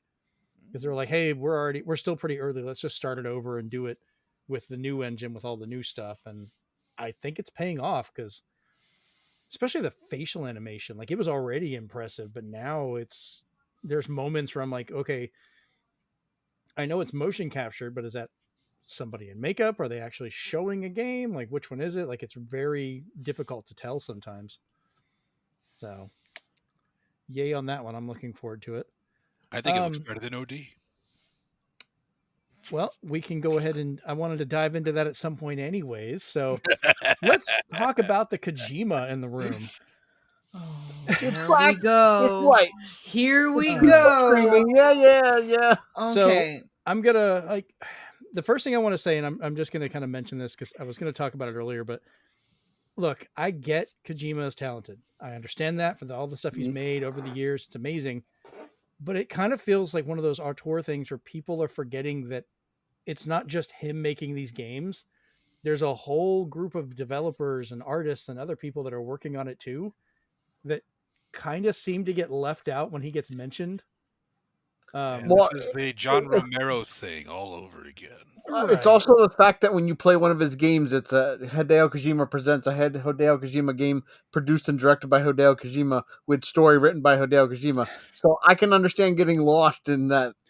I can too. I wonder if he didn't receive enough recognition when he was a child and when he was a very young man, and I wonder if that has anything to do with that and why he puts his name on literally everything that he's involved in Sin-Tweet. I mean, a lot of actors are like this, though. That's how they get this thing, you know? Mm-hmm. They just become larger than themselves. Yep. And that's how they do it, you know? And I'm not saying he's not talented and creative for a lot of this stuff. And in fact, I finally got a good working version of Snatcher. So I will be getting together with Steven at some point and we will stream that. I have not played it at all. We will just jump into it. Watch the intro. It's so beautiful. Right. And we'll see what's going on. Because all I've seen is that first screen just to make sure the emulator ran on my Steam Deck. And that's it. I went no further. I didn't even hear anything. I didn't have the sound on. So I have thoughts about this OD thing too. Okay. Well, yeah, we're all going to go into it, but yeah. So he got called out, and beside the point of how much time he was given to talk about this, he was showing off his game, which they finally titled OD. This is coming out sometime in the future for Xbox Series X and S and PC. They showed a couple of the actors that are working on it, and it was even weirder the second time I watched the trailer because the first time I was so confused, I wasn't listening to them. They're all saying the same thing. They all say the exact same, almost gibberish lyric. That Barney is killing people? Something about going down into a duck quacking or something. Like, it's super weird. But they show Sophia Lillis, Hunter Schafer, and Udo Kier, which was the one that really got me by surprise. All repeating the exact same phrase. So I don't know how that's going to tie into it. It had kind of a lolly lule low kind of feel for me. So it sounds like one of those. description. It sounds like one of those phrases that actors say to improve diction, or one of those Yes. language phrases that are given to people that are learning English to help them with like vowel and consonant sounds that might not be the same in their language. So that's what it kind of reminded me of. It also reminded me of psychological studies done on people in like in either in mental hospitals and stuff like that. Not people that are like, you know, like there, like that have been commit like it put Like into an the asylum like kind of not thing? not like that, like just Right. people that are there and they're doing some type of psychological study and they've been pumped full of a substance. And Ooh. that brings me back to the title OD, which overdose. Okay, I hadn't thought about So but one of the things you'll mention is that there's light in their eyes and they're all looking in the same kind of direction, and it looks like they're reading off of a screen. So I think it has something to do with that. But one of your comments on the notes here, which is not a dang clue what's going on or what the game is about. When do we ever know what a Hideo Kojima game is doing You were before not it comes wrong. out? We never know. No one's going to know. Whoever would have thought that Death Stranding was going to be what it was? I didn't know what I was getting into in that game, and I didn't even play it. I still don't know what's in that game. Because Jordan Peele's involved and he's in kind of a little bit in the psychological horror scene. It gives me hope that Hideo Kojima might one day return to horror, because I am just very disappointed that we didn't get PT, and I will be forever disappointed that we didn't get PT. was So gonna I say, hope like, it's weird saying return to horror when he was never really in it. right. Yeah. I agree, but I So- hope we get in the future one day a game like that, because he never got to do it. So I would love for him to get together with Del Toro and do something, because they were where going was Del Toro? Has like he been kicked What aside happened to for what Jordan happened to Peele? his game, that Evil 8 Eyes, whatever it was called, that was on a Game Awards a few years back? I don't know. I know the he same made thing the comment same thing that always happens to Del Toro's stuff. It's either doesn't happen or gets shoved under the rug for some reason. The hill I will die on, his haunted mansion. So Ooh. Well, yeah. I think for him, he had said after what happened with PT, he just doesn't want anything to do with the gaming industry now. He's like, Well, the thing I went is- all in with that and got burned, and I'm like, I'm done. Well, the You gotta thing stick is with that movies. wasn't Kojima's fault, and it wasn't Del Toro's fault. It was It wasn't, entirely. but I can understand why Del Toro's like, I just. So are don't you wanna deal telling with me it. that then Jordan Peele's going to be like, nope, Well, I'm and kind of get out? hoping. I'm hoping Jordan Peele is kind of going to ground Kojima some. Like, Good luck. he could try. I don't. I'm just But- saying, you're putting a lot of faith in Jordan Peele. So my 2 cents on that whole thing is Uh-huh. OD stands for only a demonstration. Okay, Because- that's fair. Yeah, because- that would work too. Because would do that. the only thing he's showing is he's saying, look at the fidelity in the engine I'm using for my characters. Yeah. Here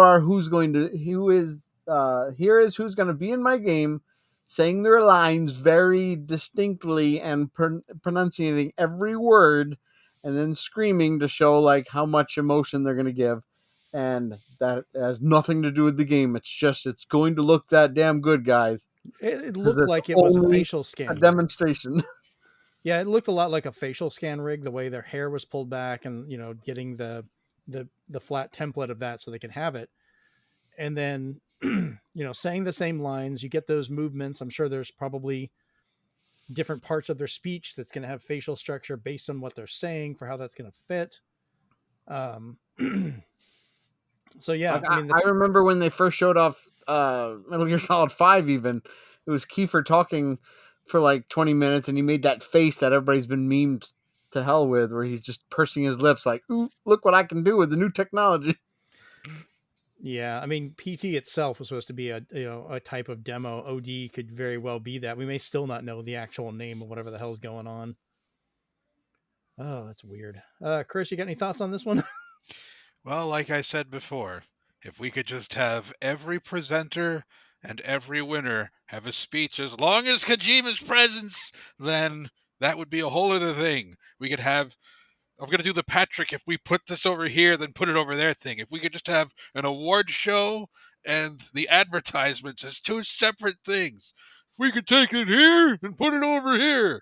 But aside from that, it looks good, but so does Hellblade. I thought Hellblade looked better. Hellblade So- actually had gameplay. I'm sorry, I'm sorry, Christian, but you reminded me of that SpongeBob thing I just saw where Patrick's just like, I want an award, and he's Spider-Man 2. Oh my And SpongeBob is God. Baldur's Gate 3 saying, you'll win an award someday. Poor Spidey. Spider-Man 1 and 2 have both. They should have gotten something. Honestly, I'm just, They're so good. I'm so sad. Best use of Yuri Lowenthal. There, it's Spider-Man Yes. I think 2. okay. So these are the best Spider-Man games ever made, not because of their gameplay or how they look. It's because they are the most Peter Parker-like, where they do all the work and get none of the credit. Nobody Ouch. knows who the hell he is, what he's doing, and they just walk by and continue on. I am just they're such good games.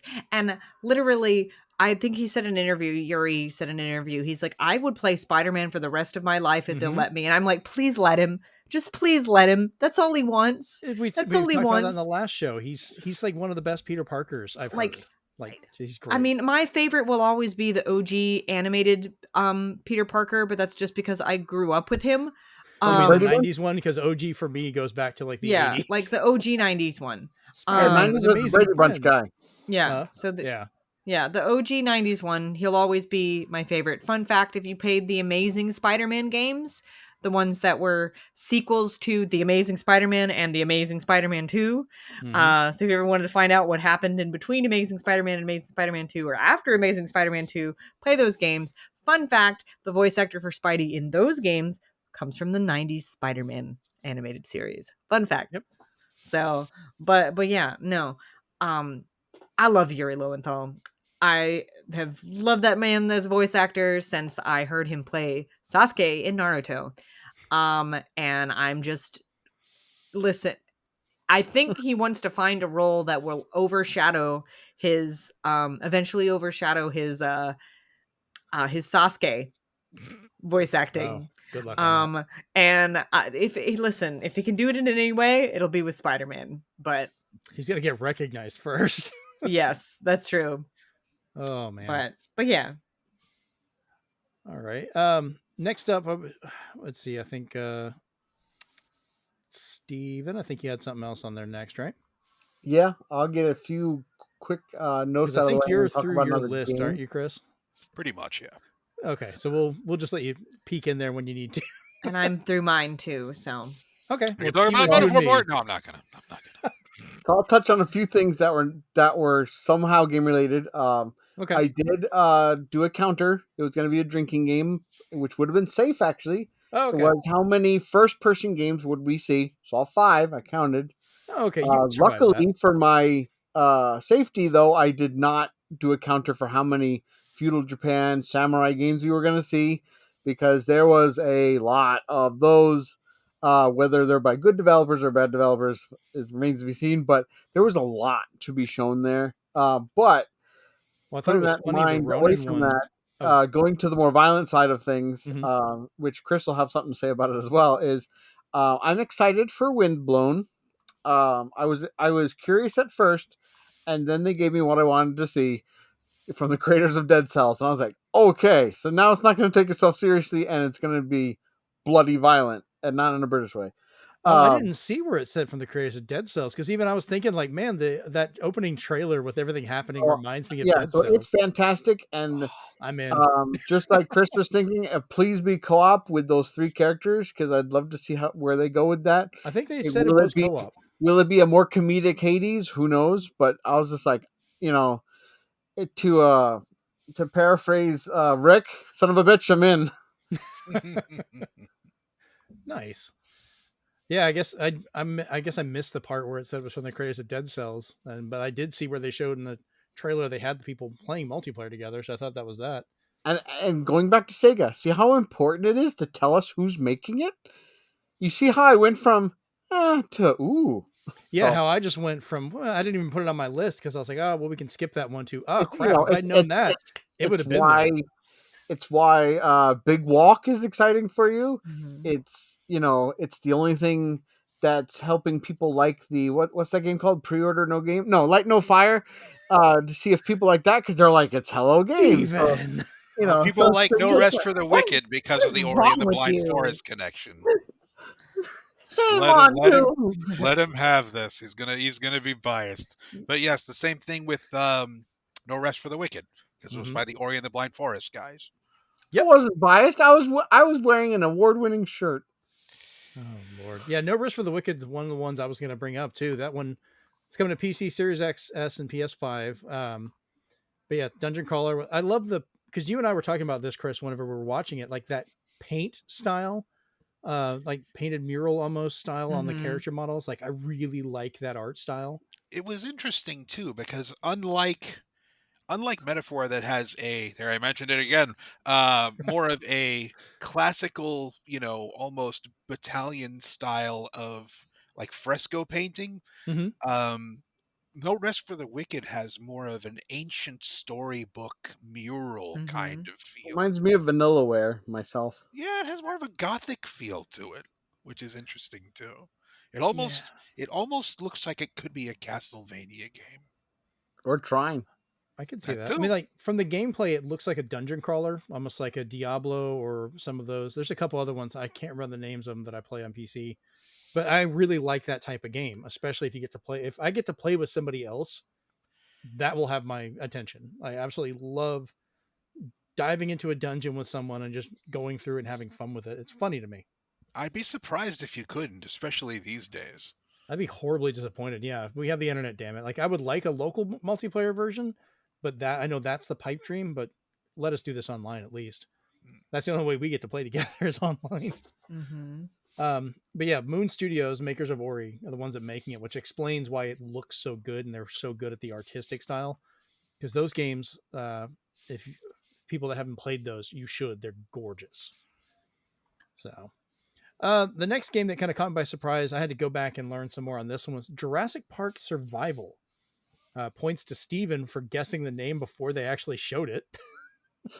Because you're like, what is this? Oh, it Jurassic was a Park joke. Survival? And I was like, damn it.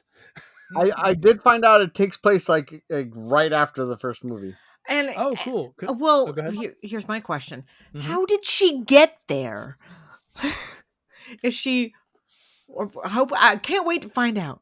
We'll find out she's just another adaptation of one of the dinosaurs. Like it just nature finds a way. It becomes a random whatever. Oh, Those are she's te- Samus those- now. Is that it? She's part Goldblum will Metroid. just I'm be like, well, there she Velociraptor.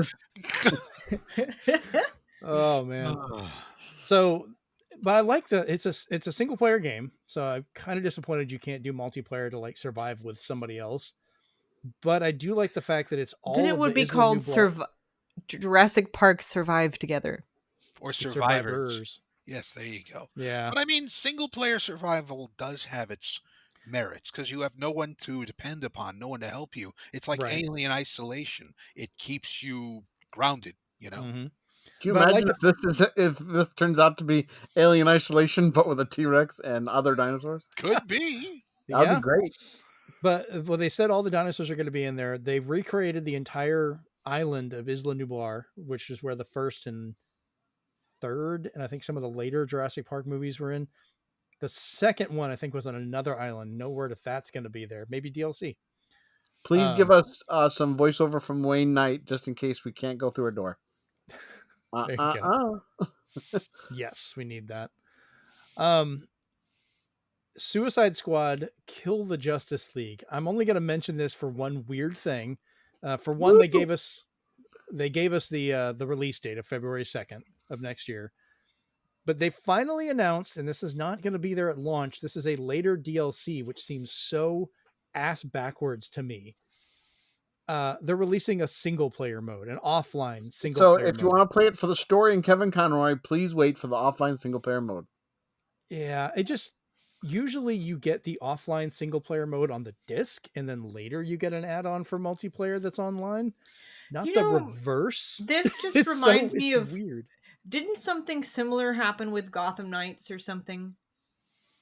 Am I remembering wrong? Did something similar to this situation happen where they had a different mode. I don't know. I don't think so, because Gotham Knights, even when I was playing that, it had a single player Okay. offline mode you could play. You didn't have to be online Okay. all the time. Okay. I'm I misremembering. actually, that's the only reason I know that is because I got early access to it before the launch, because I was helping with a review of it. I remember that. Yeah. So Which is Yes, why I have it I on second PlayStation. that. Say what? I second what Rachel said. yeah, You don't know. Yes. he got one of the vibe, which was I remember that. So I thought it was more like, Jeremy, your shit's boring. Sorry, I'm sleepy. We're trying to hurry. Steven, since I'll let you go jump into another one, unless you got something to say about Suicide Squad. No, the only thing I said to that is also it's like that's when I'll play it. Mhm. Much like a lot of gamers out there who waited for the 60 frame patch for Redfall for it to be Us included. playable for them. Something like this, the story looks really well put together. It's just I don't want to rocket pack around and shoot green boogers and boils. Yeah, there's So much- the fact that so they're going weird. to just give me an offline mode where I can relax, enjoy the story, and hear Kevin Conroy, his sweet send off, like that's good. I'll take that. Yes.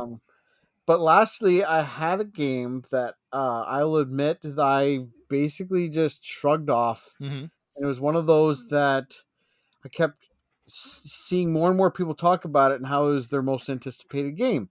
So I was just like, you had my curiosity, now you have my attention. Okay. So I looked into it, and this is what I found out. So Exodus is the Mass Effect game you did want. Okay. Okay. So while Mass Effect gives us teasers of what's to come in the next, by the time we get Final Fantasy Part 3, whatever. So Exodus, these are the details I found out. It's a new story-driven sci-fi RPG with time dilation. There will be a ship, companions, and a branching narrative. Stop me if this is getting too Mass Effect-y. It is led by the ex-Baldur's Gate, Knights of the Republic, and Dragon Age Origins lead, James Olin. Oh. The story is by Mass Effect writer Drew Carperson, if I'm saying his name right. The team is made out of BioWare and Naughty Dog veterans that people who were laid off are working on this game. Nice. And I was just like, okay. I thought it was just going to be a copycat, but now it's just a bunch of veterans saying like, I'm going to make a new Mass Effect with blackjack and hookers. So this is basically the sci-fi version of Metaphor with the quality of people. Yeah, you could basically say everybody who worked on BioWare made an Exodus. Oh, shut up, Chris. Oh my God. Chris, I'm flipping that. Post, you're stuck. Button by your camera, press it again. Can we have a sound effect that is just wah wah wah wah? Good night, everybody. But while the other space games, I don't need to play a McConaughey simulator, so I'm just really excited for Exodus. So what was really fun? Wait, I am misremembering. Didn't McConaughey what was the game that McConaughey announced? Exodus. Okay. What was the other space game then? What do you mean? Other space? There was another space game? There was 2 space games. There was a couple of space games. They all blended together. Because we've already talked about No Man's Sky expansion, whatever. We've talked about Exodus. Okay, hold on. Let me go back up through this thing. I'm scrolling. Oh, okay, through. I'm sorry. Yeah, it Exodus is the one from him. That means he's the only companion. I'm going to make sure he dies. Literally, he's the main character. Literally, you don't get Matthew McConaughey and kill him off. Literally, so when he came up, and I was like, "Oh, this is going to be Interstellar, the game." That's literally what I was thinking. Some people were calling it, I think, Interstellar Effect. It is literally Interstellar Effect. That's plus a little dash of Destiny with mention of Traveler. So, oh man, but that's funny. That's the next game on your list here, Jeremy. I'm scrolling through. Yep. That is one I'm excited for because I literally cannot pass up spooky Scottish ghosts and stuff. So, Banishers: Ghosts of New Eden for coming out February 13th, which is, as you've noted before, Rachel, surprisingly soon. Like, we don't have to wait long. Surprise! Lots of 'Cause I had games no coming idea out in about this game. February. I didn't see what it's coming out for. I actually still did PlayStation not... is one of them. Okay. I think it's I'm coming just curious out. if it's on Xbox. That's my I main think thing. But it is. It's coming out on Xbox, I believe. nice. I've been okay. I barely even clicked anything on that. Like, I just watched the Game Awards, right? And Uh-huh. I have been getting countless advertisements for Banishers on Facebook for me to pre-order this game. Like, and I'm talking, they've got the Rotunda ads that like make a whole like picture. Like, I was like, damn, guys, how much money are you spending on ads? But Yeah, Sega got ahead of themselves with the old It's Thinking advertisements back on the Dreamcast. Google should have kept that just going, it's listening. but it looks good. And it's got ghosts, it's got kind of witchy vibes, kind of like a cult kind of things going on in this game. And What I'm got like, me is that, like, so it looks like you're trying to bring your love back to life from yes, the dead, but she's still interacting with you as a ghost. yes. And I'm like, ooh. But That's I cool. will tell you, the rating is not M. I think it's T for teen. So Eh. it's not going to be as dark as we think it is. I could be misremembering. I'm It trying could to still find be the dang. dark. It won't be as gory as I'm trying to Yeah, I was but they wondering. could still be narratively spooky. It doesn't have to be visually gross. Yes. You know, if somebody jumps in our conversation right now, it's either, are you talking about Banishers or Five Nights at Freddy's? Mm. Lord. Yeah, you're not wrong. The other game that got brought up that kind of caught me by surprise, and this might be a future conversation to bring up as well, but Blade was announced.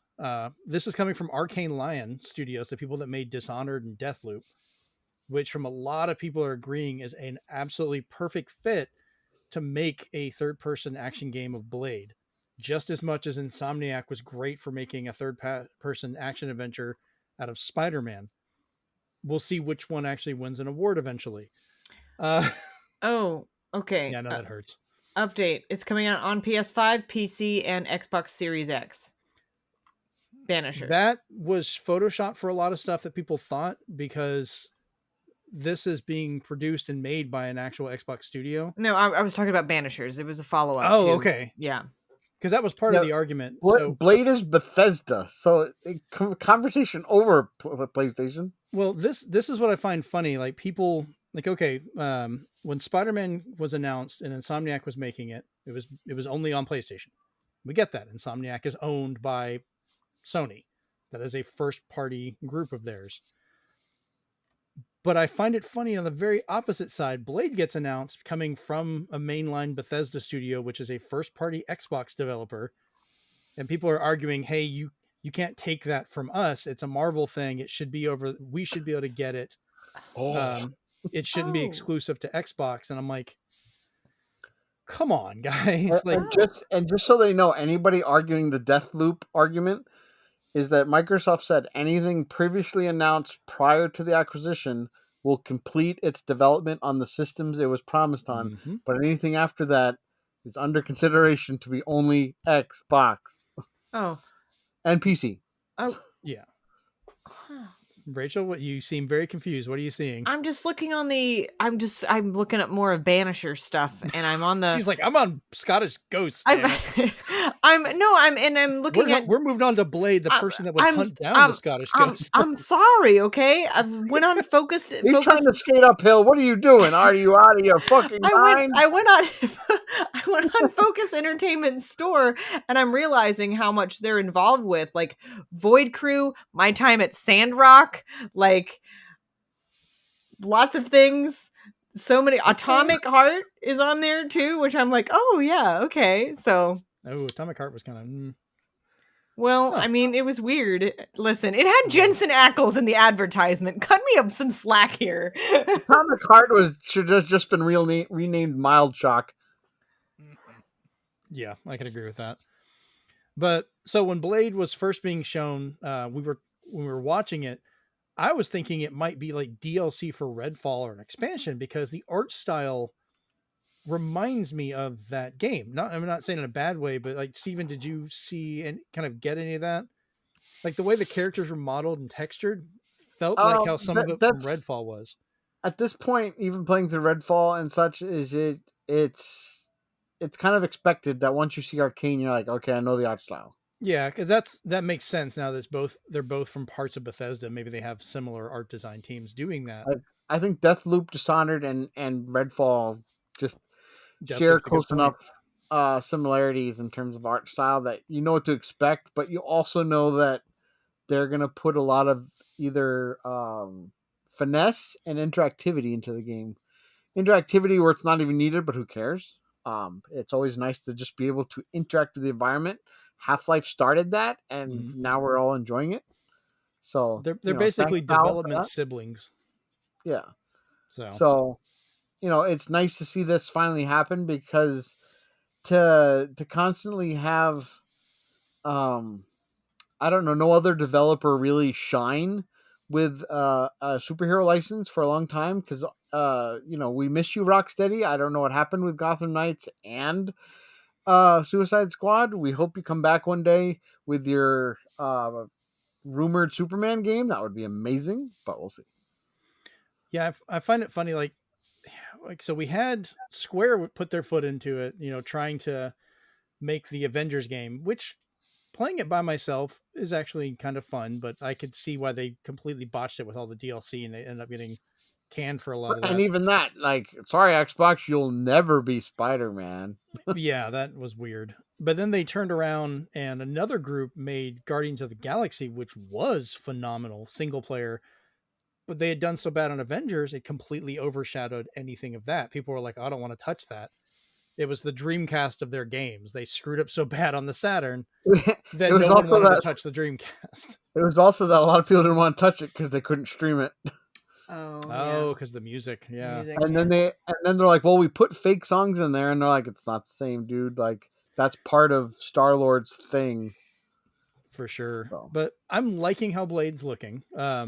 It's nice to see it's more of a modern setting because like he's paying with a euro, which that's only existed more modern history. That's not going to be something older. They had representation from different other cultures and stuff in there. So I'm curious. Yeah, this is still really early in development. It's going to be a while before we see any gameplay or actual bit of it. But I'm glad Marvel's at least spreading it around, like letting other people make stuff. And I'm curious if that's going to continue with different licenses because Insomniac's getting Wolverine. This just hit me. Like literally, I just got like absolutely smacked in the face with the realization. I'm reminded of when Marvel gave all the film studios the rights, like all of the different ones to do different things. Yeah. And that's what this just reminded me of, but it's not they're not giving up the rights. They're just letting people work They're with letting it. people work with it. They learned from their mistakes, but the realization just hit me that this is like that, but different. Like they're able to have a say in things, like a very concrete say and what is done and how it is done, which is good. But that just hit me like a ton of bricks. So yeah. Right. So I got two last things to talk about, and then we'll go into our discussion about the show. Monster Hunter Wilds was announced, which I was so freaking excited for when that happened. It's coming out for Steam, Series X, S, PS5. Hey, Rachel, I didn't make faces or hand gestures when you're talking about Final Fantasy VII. I know, I'm just shrugging. I know, but he shined a light on you like Ben Starr. Well, I mean, listen, I'm excited for this. It's a series I've been playing since the PSP. I eventually went back and played the PS2 version. I've been playing the hell out of this series. So a lot of it looked like they're updating with new weather effects that'll affect the hunting grounds. They only showed like lower level creatures. You got one Rathalos that flew in at the very end of the trailer. But that's the only big monster they really showed off. So we don't have a signature new one like they usually show. This isn't coming till 2025. We got time. I will go ahead, Steven. I want to point out something really funny. So people were following Capcom stock while that announcement was going on. Uh-huh. Capcom, let's do a quick timeline. They announced Monster Hunter Wilds. Their stock rose like 200%. Dang. And it was up there for maybe 5 to 10 seconds. And then they said 2025 and everybody sold their stock. I was just like, wow. Dang. That's funny. I will say I don't Uh-huh. dislike Monster Hunter. I liked Monster Hunter stories. And they also said Eagle Eyes, who put like a lot of time looking at the trailer, kind of like they did with all these games. They did see that it looks like there's multiple weapons, which people have always wanted to switch weapons. Okay. And they're really bored with the desert. They're like, they don't like the new lands, and they're hoping it looks more lush because it's wilds. If it's desert, then they're like, I'm not excited. So hopefully next summer, where they said they were going to announce more, kind of opens up the doors more. Yeah, they've gotten better with different environments depending on what you're, because like deserts, I'm okay with because that's particular types of monsters are going to be living in those environments. Like I want them to be deserts, I want there to be jungles, lava, different areas, because that means, for deserts and mud, I get my Baroth, which is my favorite one. It's the one I always hunt. I get the hammer, the armor, all of that.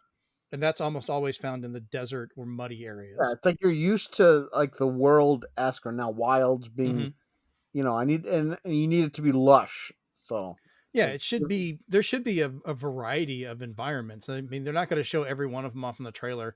I think they were trying to show the variance with the weather changing, with the sandstorm, and the lightning, of, and all that. of animals, because he had to wiggle his way through the herd without upsetting the mom. Yeah, I'm wondering how that's going to be, because you can't just clip through some of them like you could before. You have to kind of bump into them. Well, I mean, that was the limitation of it.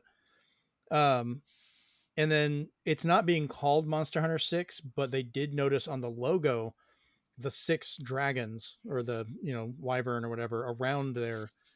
They usually have the number of the series in those. Like Monster Hunter 5 had 5 of them. Now now there's 6, so it's basically Monster Hunter 6 and everything but name.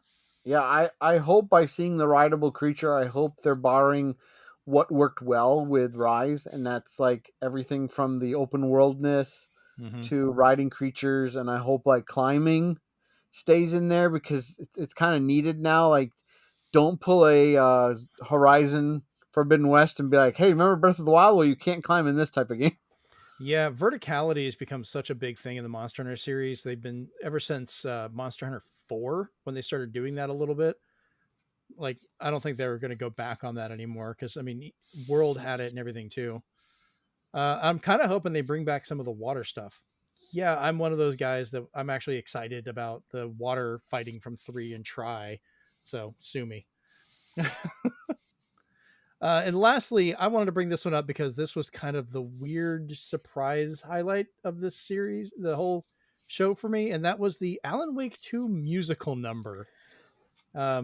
Chris, you had hinted at this last episode. You're like, hey, there's a musical number in Alan Wake 2. I don't want to spoil it or say anything. And then, we had the show that had a whole musical number, and I'm going, what in God's name is in this game? Like that alone. Now I don't know if I want to wait. So it made me want to play both of the games just because it was so weird. But here's the funny thing to me. What really amazed me was not only did they have the actor, the Alan Wake actor, like the mocap, the visual person that is like the guy in the scene. Yes. And they had the band, and they had the weird dudes in the Lycra outfits. But they also had 2 of the voice actors doing their parts live on stage, and then they joined in on the dance. Both of them, and the guy, the main dude. Oh, the one from crap, now I'm blanking on his name. The Max Payne guy. Yes, the Max Payne actor. Yeah, he goes in on the dance. And the first thing I'm thinking is, wow, okay, obviously, they learned the choreography. Choreography is not that hard to learn, especially with that simple of choreography, like comparatively. Better than I can do. But then my other thought was, all 3 of them, no, basically all 4 of them are doing this in custom-made fitted suits with microphones attached to them.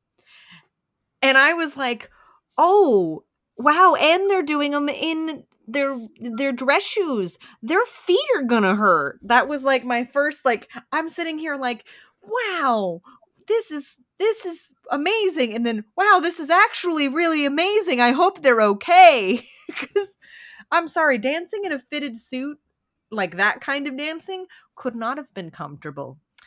So it was also very difficult. So go them. So I'm kind of curious, Chris. I want to ask, was this referencing the musical number you were hinting at? Or is there actually more? I won't say where it happens. Yeah, I'm just saying, does it hint at the one you were thinking of, I guess? Not Yes. where. It, I can say that I experienced it once in the game during a certain moment, Nice. and it brought back memories when I saw it at the concert. Essentially, as soon as I heard the name Old Gods of Asgard, I'm like, Mhm. oh, I'm going to hear the Herald of Darkness song again. Awesome. Ugh. I liked it. Yes. It definitely piqued my interest, and I'm debating on picking it up. Just go ahead and break down, buy it digitally, and go ahead and play it over my holiday break this year, as I'm taking some vacation days off. The thing with the Alan Wake series, especially Alan Wake 2, is it's part of a universe. So Yeah. if you have any of the other games, if you have Control, if you have Alan Wake 1, if you have, I forget what the other one was, but I'd say go through those first. It's one of those things where you're going to see the callbacks in Alan Wake 2 if you look. So if you've already got one of the games, play that first. Alan Wake 1, I have. I think I've mentioned before, that was bought as a Father's Day gift, the collector's edition. So it's like the book. And Nice. then I have Control, but I need to play it. What was up, Steven? I just wanted to say, kind of like the darling story that Sam Lake actually laid out during some interviews after the show, where he said, I remember when he had to begrudgingly tell people like Alan Wake 2 can't happen. We're not in financially a good place because they had just kind of ruined things with Quantum Break, which was kind of like a big production that just fell flat. And I like that game. And they basically said like, well, we won't give up. We'll keep on building upon it. And then, then I found out that they got the rights to, publishing to it with Microsoft in 2019. And then they made sure to, like Christian said, they made sure to work a bunch of Alan Wake references into Control because it is now known as the Connected Universe. So if you play Control, there's going to be things in there that help you like kind of ease into Alan Wake 2, which now he's just like, I never imagined something that couldn't be made before, and it was kind of like his pet project, just like evolved into this award winner now. And I'm sorry, but every time he comes out, I was like, you're Max Payne, and you'll always be Max Payne. You're not Sam Lake. You're He's Max probably so Payne. tired of being asked, do the face. You're squinting Max Payne, so everybody probably asks you to squint every time they interview you. Oh, poor guy. All right, so that pretty much covers everything that we saw at the Game Awards this year. We're going to go into our final thoughts on this one. And Steven has suggested this. We're going to go around the table and we'll say like a highlight of the show, as well as give it a letter grade of how you think they went. And Steven, let's start with you. I'm probably going to be kind of nice to them and give them a B. Okay. Which seemed to be the consensus also online. There is things you can get mad at all you want. It's however you foresee it. There's articles saying it's a wintry 3. There's other ones saying like that's not how an award show's done, but the way he labeled it, he's at least trying his best beyond any kind of state of play or indie world to at least talk about and reward and award the developers and teams that work on it, because they might win some of these other industry awards, but those are done behind closed doors a lot of time, and we don't get to see any of that. We don't get to see their speeches. We just hear that they won a golden joystick and stuff like that. So to see it more so we can see it and complain about it all we want. Discourse in some of these things is healthy because, again, Pizza Tower was trending, so everybody's like, I'm downloading this game, like it, because too many people are saying it should have won and stuff like that. So, having that word of mouth helps these titles out as well. For the highlight, I could probably guess what Chris is going to be, but we'll see what he says because it's going to be one of those answers. But but the highlight for me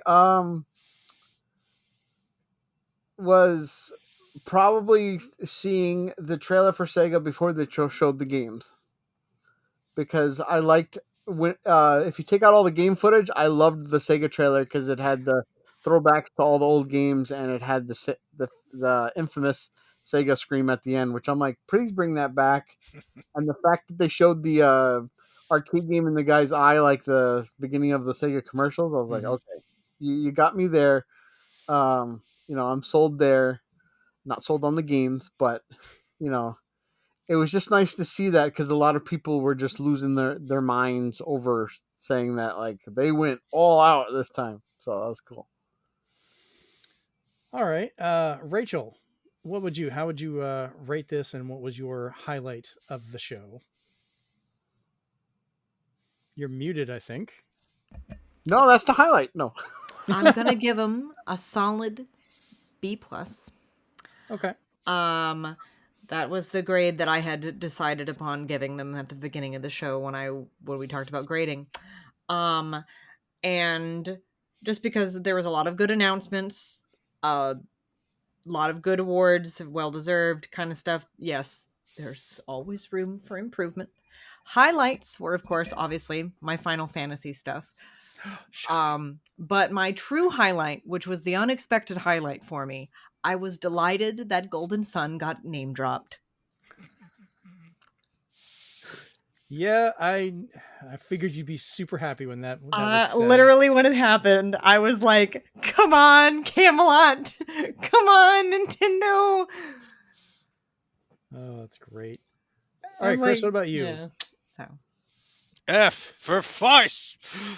I had wonderful sleep once the show started.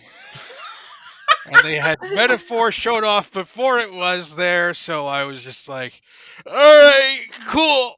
Good night. Let me know how this goes. Was your highlight the end of it? No, because I was told it would end at 9:30 and it kept going. It just kept going and going and going and going. Yeah, it was very long. I get it. I understand.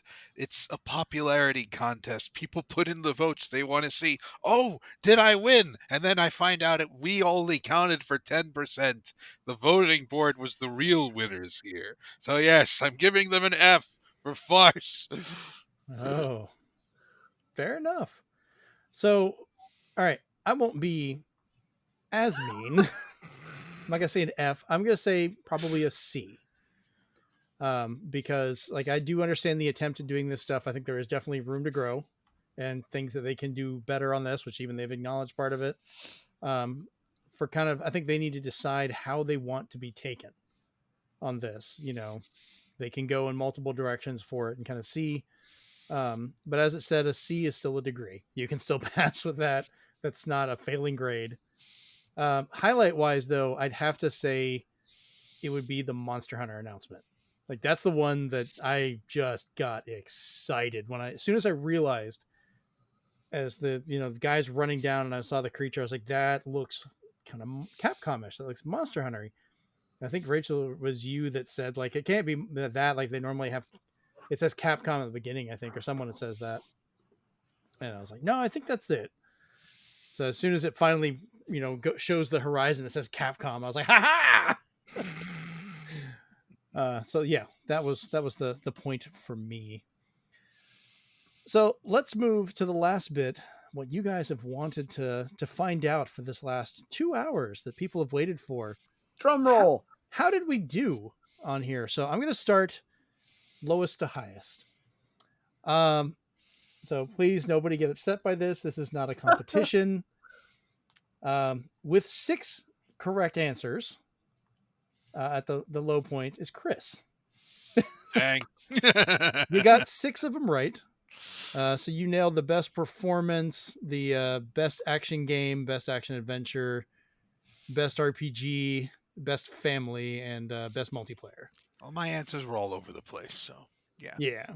So beating you by only, which he will probably rub this in your face at some point, by 1 vote with 7 was Steven. Gotcha.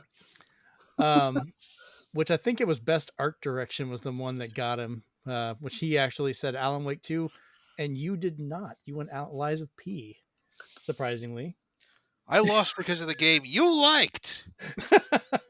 And I still lost based on the game that you said, please win an award. And then, so I had the highest score of 13. So I only managed to win this by that much. But of course, like most contests, I'm void from this because it's me and I'm the one running it. So just like every other contest I win, I'm out. But the winner for this would be Rachel, who had 12 correct. And that's with a couple you got no points for because you abstained. Yes. You still managed to hit the average. That makes us look worse, Chris. Somebody who half-assed their guesses. I'm trying to remember which ones did I abstain from. The only one you absolutely abstained from was best art direction. You were just like, I won't answer this. I have no idea. I won't do anything. So I just put zeros all the way down for yours because it was just like, nope, abstaining, nothing. I don't think we're going to be. We lost to the neutral planet. We're not going to be on the board anytime soon. Okay. Oh man. So Rachel, I'm pretty sure you're going to want that $50 gift card as PlayStation credits, assuming that's going to be the case. But not everyone is going home without pay for all her DLC for Final Fantasy. Pretty much. Wait till I get paid again, but yeah. But Steven and Chris will both be getting a $20 to the store of their choice as a you played. Yeah, they didn't have to do that. Yeah, no, I'm going to do it anyways. He's like, dishonorable mention. Right. So you get a participation. the actual winner is paying for it all. Oh, the irony. Yeah, no, it's absolutely hilarious. So, all right, so we'll go ahead and wrap this up as we usually do, letting everybody know where we can find you online. Rachel, since you won, we'll let you go first. Well, you can find me on Twitter, Threads, and the Instagram. I'm going to keep saying Twitter and not call it X because I don't give a damn and it'll shut down eventually. But you can find me at Outrageous. That's OUT_RACHEOUS.